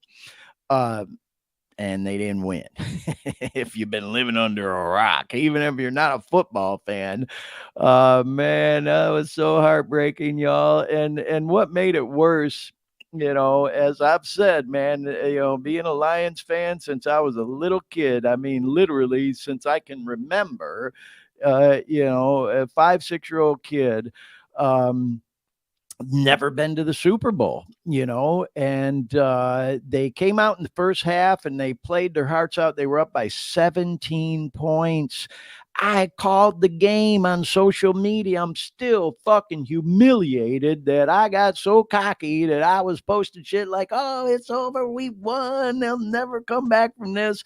And guess what? The Lions never showed back up after they left, for the locker room at the half. And as I posted, man, when the Lions lose, they don't just lose. They break your fucking heart. And that's what happened that day, man, for Lions fans all over the country and other parts of the world, man. Our hearts are still broken. I'm still processing that shit. Oh, God, it was fucking awful, man. I was so fucked up and depressed over that. I'm still. But anyway, hey, man, I'm going to put it to bed. The football season's over. We all know Kansas City won the Super Bowl, and which, by the way, the Lions beat them the first game of the season. Oh, God, I got to let it go. But anyway, yeah, man, how bizarre is that? The most viral video I've ever posted or social media post ever. I did a Lions hype reel, and it's still accumulating views, over 27,000 views. So, yeah, man, you can get creative with some of these reels sometimes, and that one actually was kind of fun to put together. So moving along, y'all, let's go into the opioid crisis news. Man, this show's going on a little bit longer than I thought it would, Dean. I was so glad we got that call from G Money, but yeah, that took a little extra time on the show today. I thought we'd be done by now, but we're going to go through a few opioid crisis in the news stories, and then we got a quick shout out and a couple funny memes, and then we'll wrap it up. So not too much more to go. So this first story in the news, man, this is God, it fucking blows my mind, man. We post stories from a variety of news outlets, and this one from NPR, man. You can see it's just from a few days ago, February 16th, and here's the headline, man. More kids are dying of drug overdoses, and it says, could pediatricians be doing more to help? So, this kid's underage, so they, only show the back of it, maintain his anonymity. But there's this doctor, Dr. Safdar, who's a pediatrician. working together with this kid who became addicted to opiates. And so here's part of the story. It says Medina's treating Sam for an addiction to opioids. He prescribed a medication called buprenorphine, and we've talked about it on this show many times. Uh, that it's a substitute. It's like medication assisted treatment. It's Suboxone, is what it is, and Suboxone's a brand name, but that's the drug, and it curbs cravings for opioids, like it says there. So they got this kid on the, Suboxone, and they're doing urine tests for perks and Oxycontin and all that. And, he goes on to talk about how he tells the kid he's proud of him and so on and so forth. So good for that kid, and good for the doc prescribing it, because if you look at this next part of the article, it says that the buprenorphine prescriptions for adolescents are declining, but overdose deaths for 10 to 19-year-olds have more than doubled, as of this report. And it says these overdoses combined with accidental opioid poisonings among young children are now the third leading cause of death for U.S. children. And man, oh man, I ain't going to sit here and read the whole article to you here, but you can look it up. And again, it's an NPR article, and it says here the main culprits are the fake Xannies, Adderall, or perk pills laced with fentanyl. And nearly 25% of the recent overdose deaths among 10 to 19-year-olds were traced to counterfeit pills. The people didn't even know, or the kids didn't even know that they were getting fentanyl. They didn't want to fucking die. So anyway, man, I wanted to show this story, not to, be depressing, bring us down, negative, whatever. I say it on here a lot. If you think that this opioid crisis is getting better, the fentanyl crisis, because you hear about all these settlements in the news with the pharmacies, Purdue Pharma, and they're paying millions and billions and all this, and law enforcement crackdowns and all that. If you think it's getting better, you are badly mistaken. It's not getting better. It's not even staying the same. It just keeps getting fucking worse.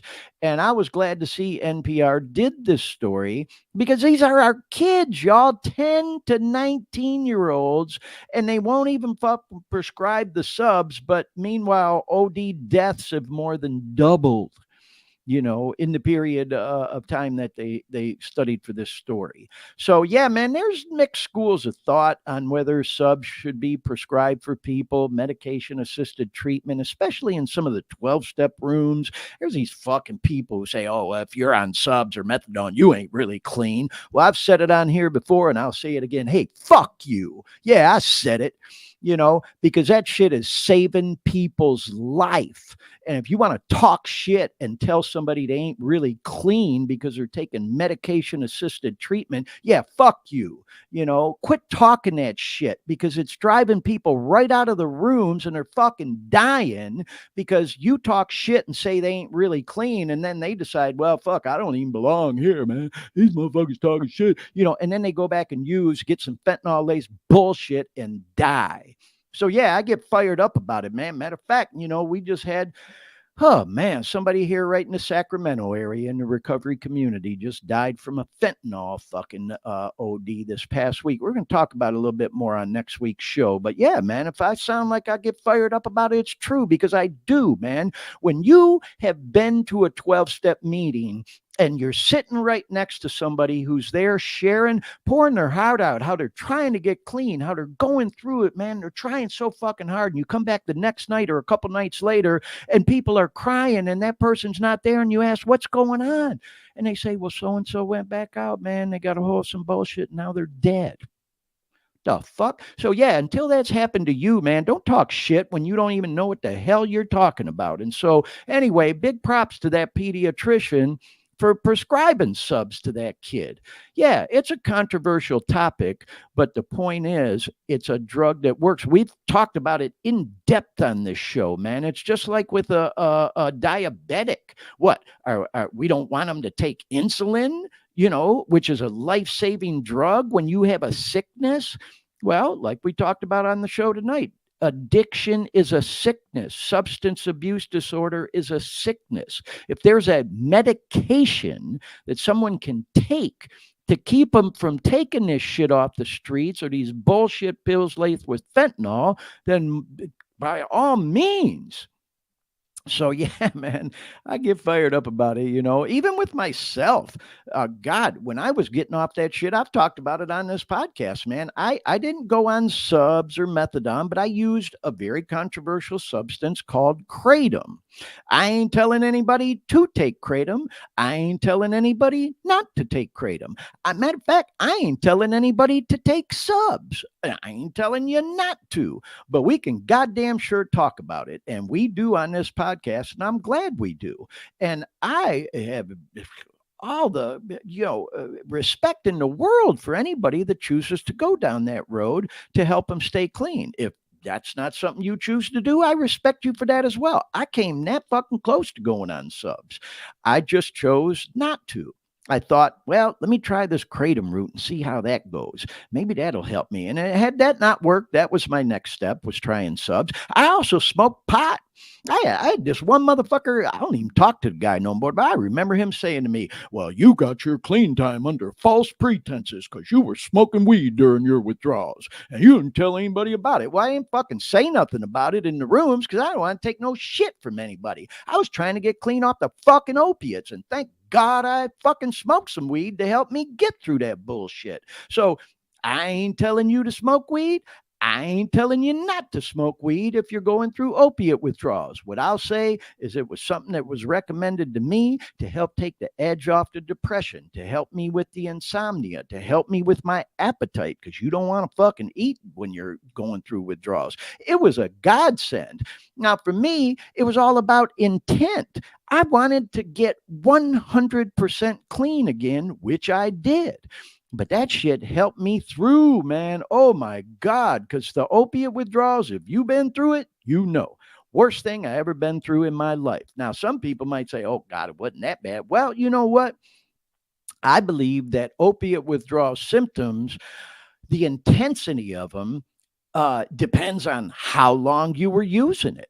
How much were you using on a daily basis? For this drug addict, I was hooked on that shit for 9 fucking years, and I went through them all, y'all. Started off with the Norcos or the fucking Vikes, whatever you want to call it. From there, it went to the Perks, went to the Oxys, went to Demerol, Dilaudid, and at the end, I was snorting fucking heroin, as I've talked about many times on this podcast. Next would have been the fucking needle, because people would say, Jesus Christ, bro, what are you wasting that dope snorting it? Fuck, you might as well run it, Thank God I never did. I just never wanted to fuck with needles. I never wanted to fuck with heroin. Never in a million years would I think a guy like me, Mr. Clean Cut, white shirt and tie, all-American businessman, media guy, professional corporate America guy, would fucking snort heroin. But I would get so dope sick because I couldn't get the pills anymore because I was taking so goddamn many of them by that time, because you build up a tolerance. They don't fucking work the way they did in the beginning anymore, and you got to take more and more and more and more and more and more and more of them.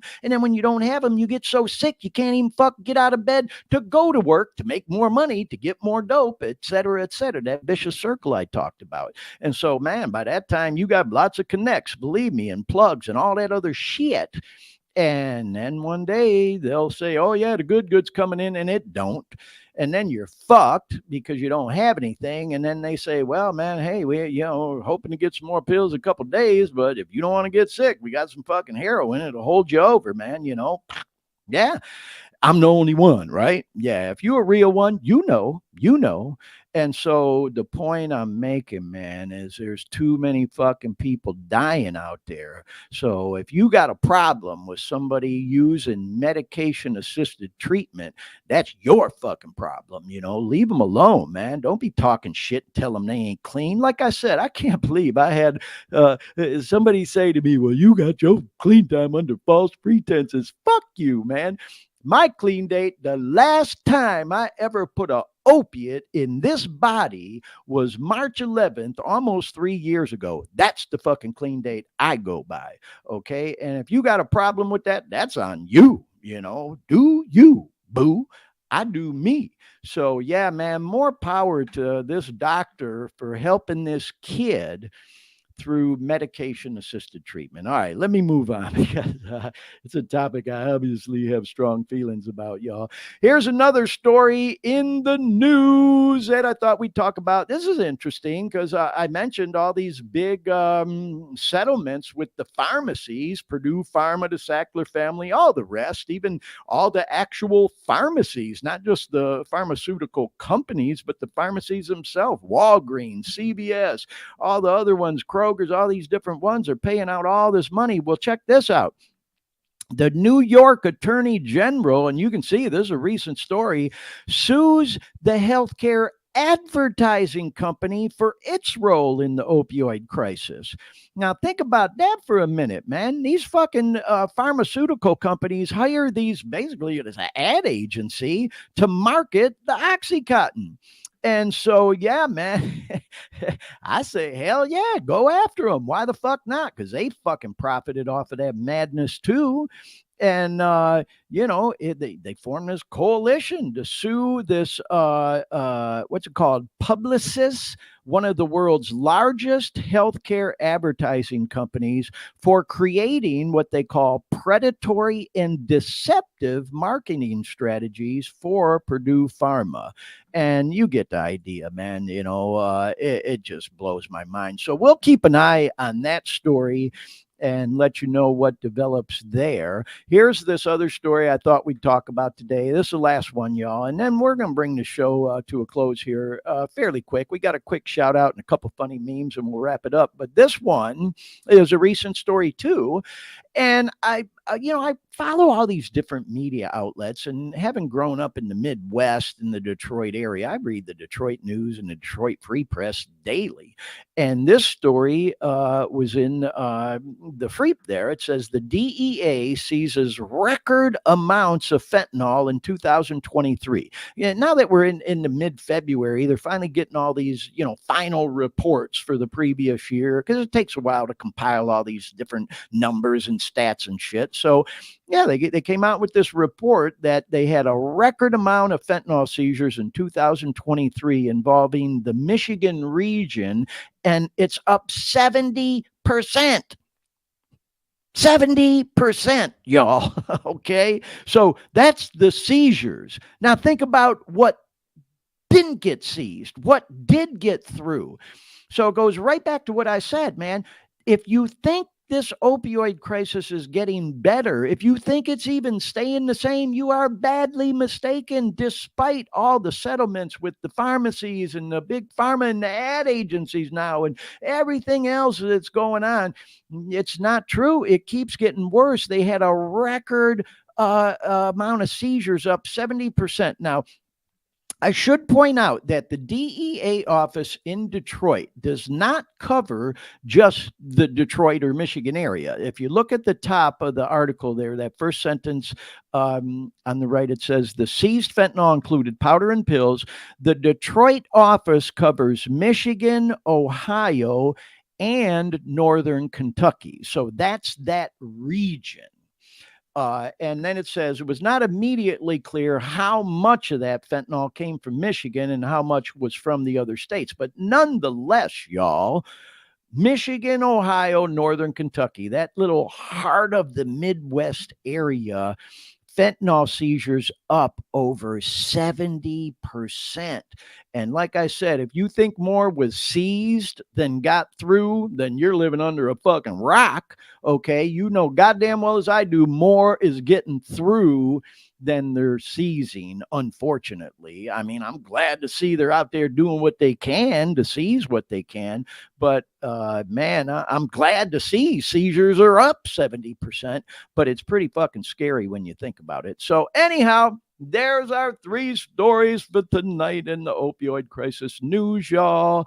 Pediatricians, thank God, are trying to help our kids through medication-assisted treatment a little bit more. the New York DA going after the pharmaceutical ad agencies that led everybody up the river with deceptive and bullshit advertising.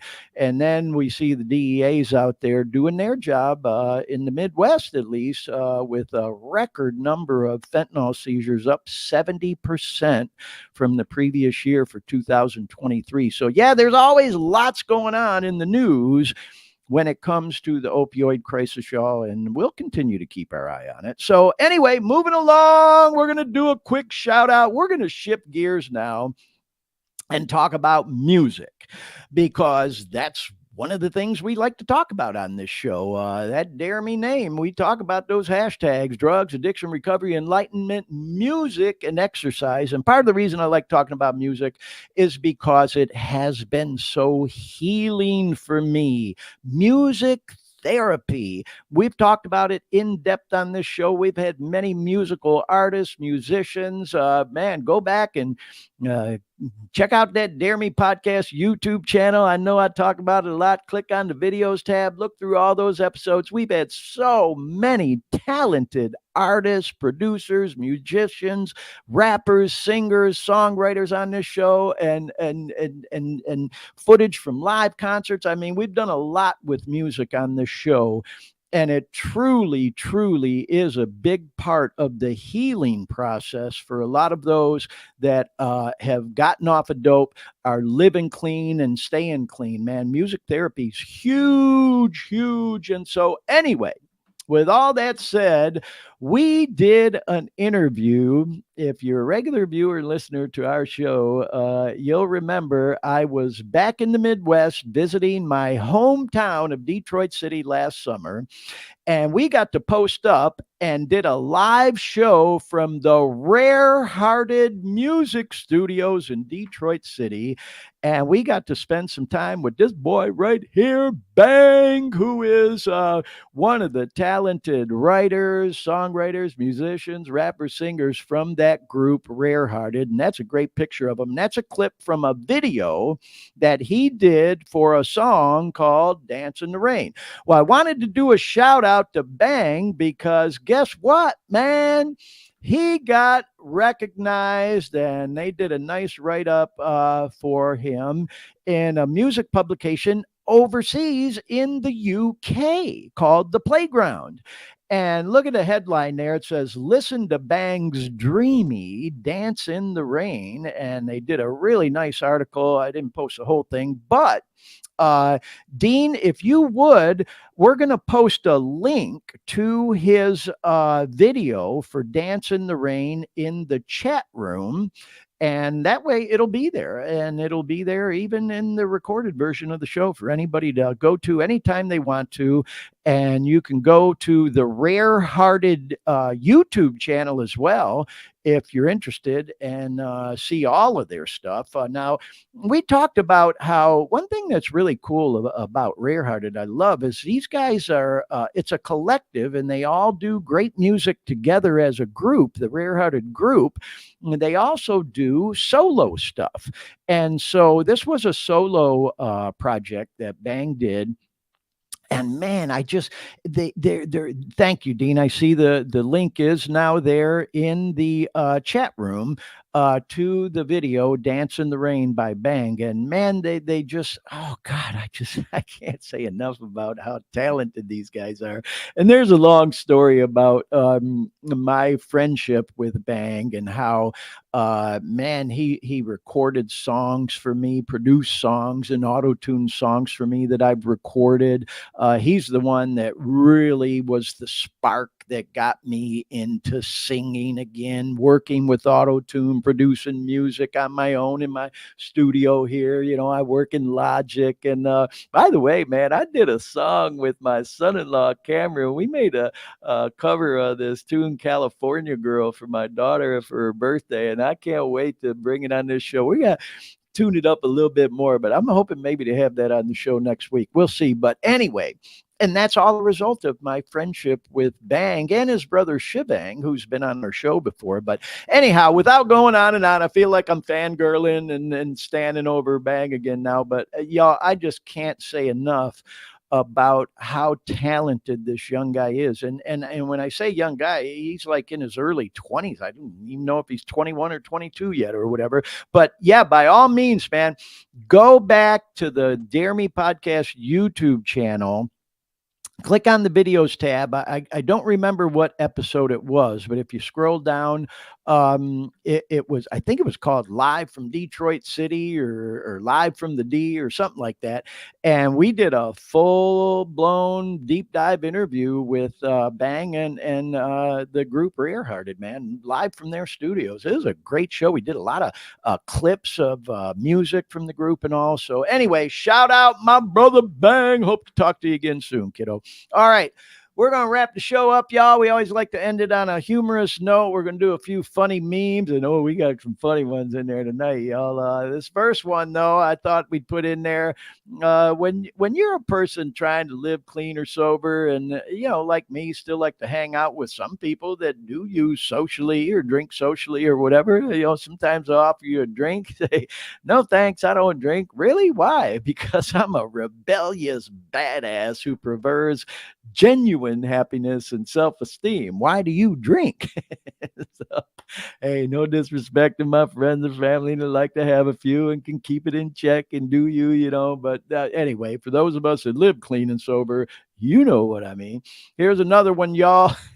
I sent this to a couple of buddies of mine, Mark and Shebang. I've talked about it on this show, man. They live clean and sober and they're in recovery, but they do not like going to meetings, man. Meetings ain't for everybody.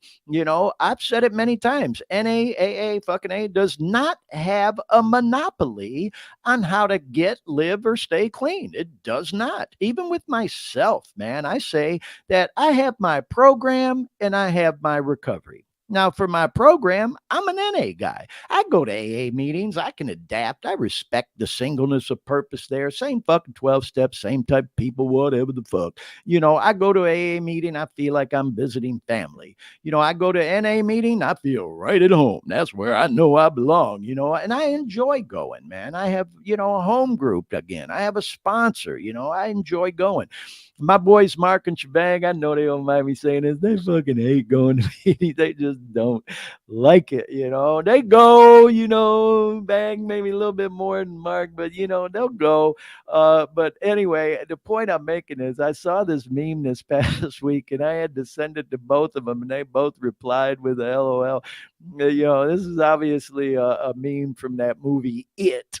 With the clown down in the sewer, and he says, "Hey, I got a brand new big book study meeting down here," and you see these guys fucking cementing over it. What a creative meme, man. So yeah, that's how them guys feel about going to a big book study, So hey, peace and love to you guys. I'm just razzing you, man. But anyway, so I thought that was funny. This next one is fucking hilarious. I love this, man. Oh God, I have a niece who posts this. She posts it once a year, I guess, and says it's the funniest meme she's ever seen. And I have to agree, it's definitely one. The guy says, "Kicked me out of church because I yelled, 'Fuck the devil.' I thought we hated this motherfucker." And the look on the guy's face in the meme, it's just, I think it's fucking hilarious, man. And so yeah, we talk on this podcast about spirituality and enlightenment, and how you want to maintain peace in your life. And God bless all the people that are very involved with church and religion and all that stuff. I would never disrespect anybody and try to respect everybody for what they're believing in. This is just a little humor is what it is. So I love that one, man. That is funny right there to me. So anyhow, here's another one I thought was hilarious. Try and steal my wake up bag now. And so yeah, man, we've all dealt with trying to open these little cake containers. Is that what you'd call it? You buy these cakes at the grocery store or whatever, and they come in these plastic things, and you try opening one of them, man, they are noisy as fuck. I've gotten up in the middle of the night many times thinking, man, I'm gonna give me a little piece of that cake in there. You try to be quiet, and they're so noisy. And so again, you try to have a sense of humor about things. Obviously it's not funny, man. We're talking about people dying from fentanyl overdoses and addiction and things to that nature. But like I said, we always try to end the show with a little bit of humor and these funny memes. And so for real ones, real dope fiends, if you're even able to put one aside for a wake up, which when you get near the end of the road, man, most people can't even save one for the morning, but if you're able to, there's a good place to hide it. Okay, here's another one, and I know most of y'all who follow me would agree with this. Sometimes the thoughts in my head get bored and go for a stroll out through my mouth, and this is never a good thing. So yeah, man, I know I like to rub my mouth. It's just part of my nature and part of who I am. I can be a good listener too. I have learned, that being a good listener is a skill. Being an active listener is a skill. Man, I'll tell you what, I thought about this even with my own sponsor, Shay. Shout out Shay, if you're watching or see this. She likes to talk as much, if not more, to me. And sometimes we'll get on the phone and I think I'm going to call and go vent with her and talk about all this. I can't get a fucking word in twice sometimes. God bless you, girl. No, I love you. And the point I'm making, man, is that I've thought about it a couple times when I'm on the phone with her. Like, okay, God's teaching me, man. I really need to practice being a better listener, an active listener, because believe me, I might be crazy, like I say, but I ain't stupid. I know I'm a fucking talker. I've been that way since I was a little kid. Yeah, I was thinking about it the other day. What am I doing with this fucking podcast? And I was thinking, wow, the way back, man, to when I was in junior fucking high school. I'm a 62-year-old grown ass man. When I was in junior high school, I was that kid that would go down to the office at the beginning of the day every day and read the announcements. Well, the football team will be meeting, for practice after school today, and they got a game this Friday. I was just always been that way, man.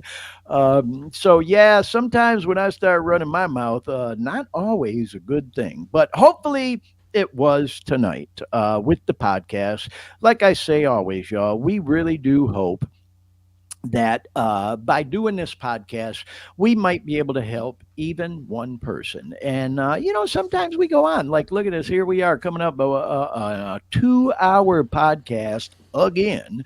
uh, I know Dean must shake his head sometimes back at the studio in Orlando. Dean, I told you tonight, I thought, man, we'd get done with this one tonight in an hour. And here we go, two again. Yeah, I Yeah, don't listen to you anymore. yeah, well, hey, I'm gonna blame a half hour of it on that boy G because he called in tonight, which I'm so grateful that he did. Thank you if you're still watching or listening, Glenn, for calling in tonight. What a wonderful treat and surprise that was to have my own son, Glenn, call in and be part of our podcast tonight. He's been a guest on here a few times. We hadn't heard from him in a while, and he shared some big news with us tonight. Of course, I've known, since the get go, but he's living in Honolulu, Hawaii now.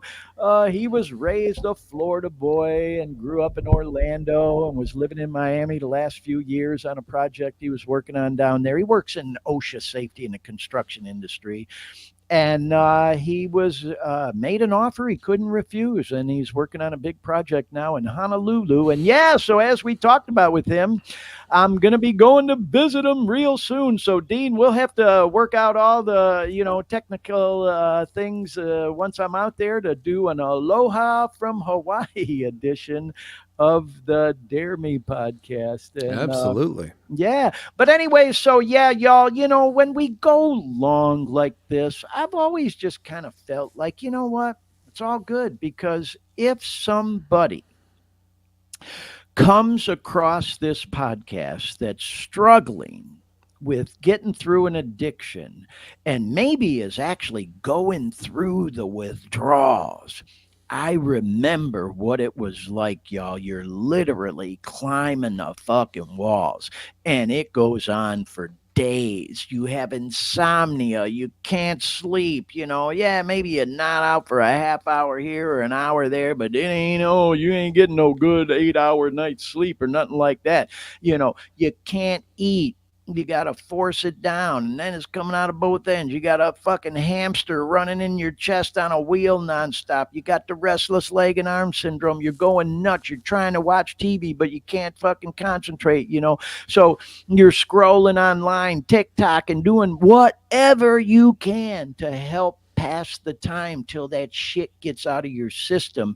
But if you're going through that, believe me, I promise you it will. It will get out of your system. You will start to feel better after a few days and after a week. Time goes by, but it goes at a snail's pace when you're going through that shit. Hang tough, man. Like we say on this podcast, always at the end, if you're going through hell, keep fucking going. You will come out the other side. If a guy like me can do it, you can do it too. If people like others that participate in this podcast can get through it, you can too, man. Keep going. You got to go through hell to get to the other side, but what's waiting for you on the other side, man? The gifts and the good feelings. Yeah, I piss and moan on here sometimes about shit going on in my life. I have bad days, I have good days, whatever, but no bad day I have now compares to what it was like going through that hell of opiate withdrawal. So, man, once you get through it, man, you'll never want to go through that shit again. So just keep going, man. You can do it. You can do it. So, yeah, anyways, I guess that's it.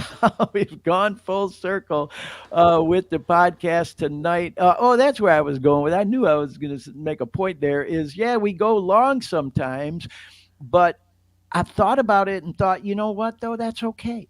If somebody who's going through them withdrawals comes across our podcast, or looking for information like I was, how to get through it, and come across our podcast, hopefully we've helped somebody kill a couple hours tonight by going through the withdrawals. I know we have regular viewers and listeners. I get feedback even sometimes, like I said earlier on the show, like, goddamn, Glenn, you repeat yourself every fucking weekend on the front of the show, tell them what the podcast is about, whatever the fuck. Yeah, well, I do that on purpose because this show ain't for everybody. Yeah, we're grateful to have regular viewers and listeners, people who ain't even caught up in addiction. You're watching and listening, hey, more power to you. We love having you. But this podcast ain't for everybody, okay? This podcast is mainly geared toward people looking for information on how to get through opiate withdrawals or any type of addiction, whatever drug you want to pick.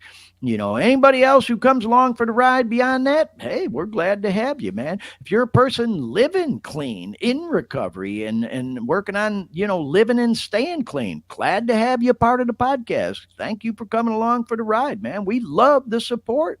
The point I'm making, though, again, y'all, is that if we go 2 hours, we've had fucking shows of 2.5, 3 hours. We did those marathon 6-hour sessions on Christmas Eve and New Year's Eve. We're never doing that again, but man, hey, we did it to give people something to watch or listen to on nights that can be very tempting for people to use and celebrate, if you will, And so you get where I'm going with it, y'all. Yeah, we know we go long.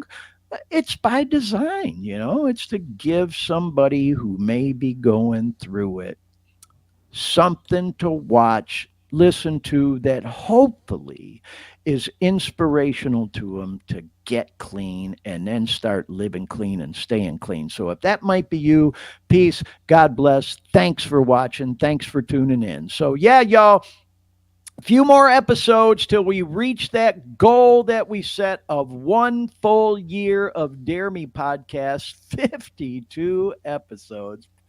Blows my mind.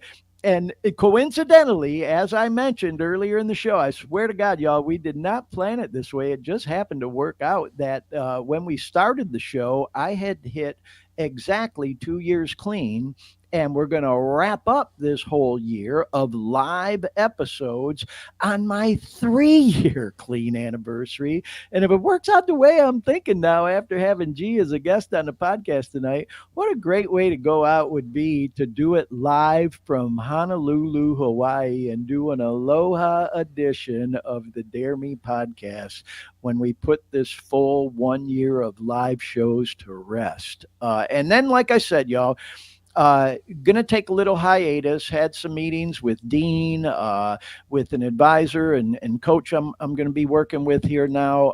And then we're gonna bring back the Dare Me 2.0 version of the podcast. They'll all be recorded versions that will record ahead of time. We'll continue to air them at our regular time, 6 p.m. on the Pacific coast in the U.S., 9 p.m. on the East Coast, but they'll be pre-recorded. And then I just went into the long thing about how long the show has been. We're going to work on changing that too and try to keep them to an hour because, even though I said we like to give people something to look and listen to if they're going through withdrawals that they can watch for 2, 3 or more hours. We also know that most people don't listen to or tune into a podcast for that fucking long. I don't. And I watch and listen to a lot of different podcasts. And even with the ones I do, maybe I don't watch or listen to it all at once. Maybe it's an hour long, 45-minute, hour and a half long podcast. I might catch a half hour on the way to where I'm going, catch 20 minutes on the way back, another half hour later, whatever. I don't always catch the whole thing all at once. I might catch it in bits and pieces. But we're just going to try to be a little bit more focused, definitely narrow it in a little bit, and also it'll be a little bit less work for me and for Dean, because this thing has been a lot of work this past year, y'all, doing these long versions of the show. So anyway, just thought I'd do a little recap of that. I know we talked about it earlier, but as I just said, maybe somebody wasn't tuned in on the front end of the show when we did talk about it, so I thought we'd talk about it briefly once again. So more to come, y'all. 3 more episodes. Next week should be a good one. I'm going to try to do some good prep for next week's show because that will be a special edition of the show, y'all. Episode 50. Wow. The golden episode. That'll be a fun one. So I'll do some prep. I didn't do a lot of prep tonight. Like I said, we kind of put this show together in about an hour or so. But all in all, I thought it came out pretty good, and especially with that boy G calling, and it turned out to be a pretty good show. So with all that said, Dean, I'm I'm coming to you live from Sacramento, California. Dean is live on the East Coast from Orlando, Florida. Anything you want to add before we wrap it up tonight, Dean? I think it was a good show, and I'm looking forward to the next 3. Yeah, yeah, I know you are. I'm sorry. I couldn't help but laugh. God bless you, Dean, man. I mean it, bro. You truly are a rock star. I know I can be a lot to take and a lot to unpack, and I appreciate everything you have done up to this point. With the podcast. Just real quick before we wrap up, man, I'm just going to ask Dean, because I have been wondering, we've talked about it on this show a few times. How are you doing with your recuperation with your leg? Because you had a little mishap about a month or 2 ago with the motorcycle and you broke your leg. And we talked about it in great length on the podcast. So I'm just curious, how's it going? Well, I might have maybe a couple more physical therapy sessions and then I'm done. Good. I just rejoined the gym. I'm going to Planet Fitness again. So I've been jogging. Oh, wow. little You bit. really have come back if you're out jogging. I'm jogging on the treadmill, and my range isn't great, but I'm fixing that. So well, let me ask you this, Dean, because I also follow you on social media, and you have the the channel you do where you're out on the motorcycle, and I noticed you did a couple of reels promoting Bike Week, which doesn't it start like this week? Starts in 2 weeks. Yes. Oh, 2 weeks. Okay. Yeah. And now, have you been out riding again yet, or were those? Oh yeah. I'm riding.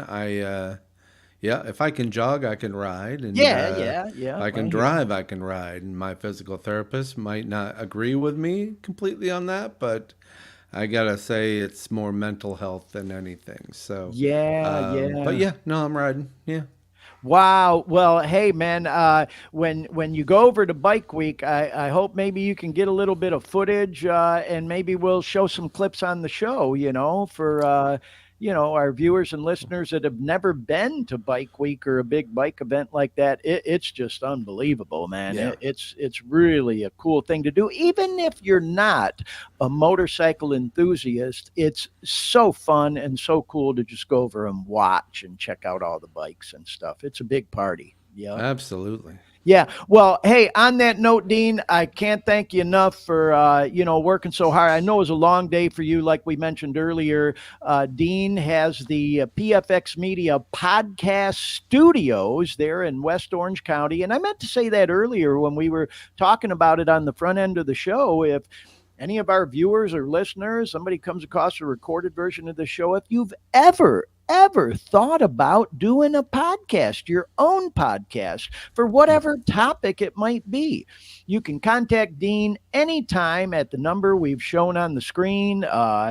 Dean's contact information in the chat room, PFX Media. Look it up online and contact Dean. Talk to him about it, man. And God, I think it'd be awesome. So, Dean, Sure. looking forward to continuing to work with you, man. Thanks again for everything tonight. And with all that said, like I just mentioned, next week, y'all, will be episode 50 of the Dare Me podcast. It's going to be a fun one. We hope you can join us. Have yourself a safe week. Be careful out there, and we'll see you next time on the Dare Me podcast. So long.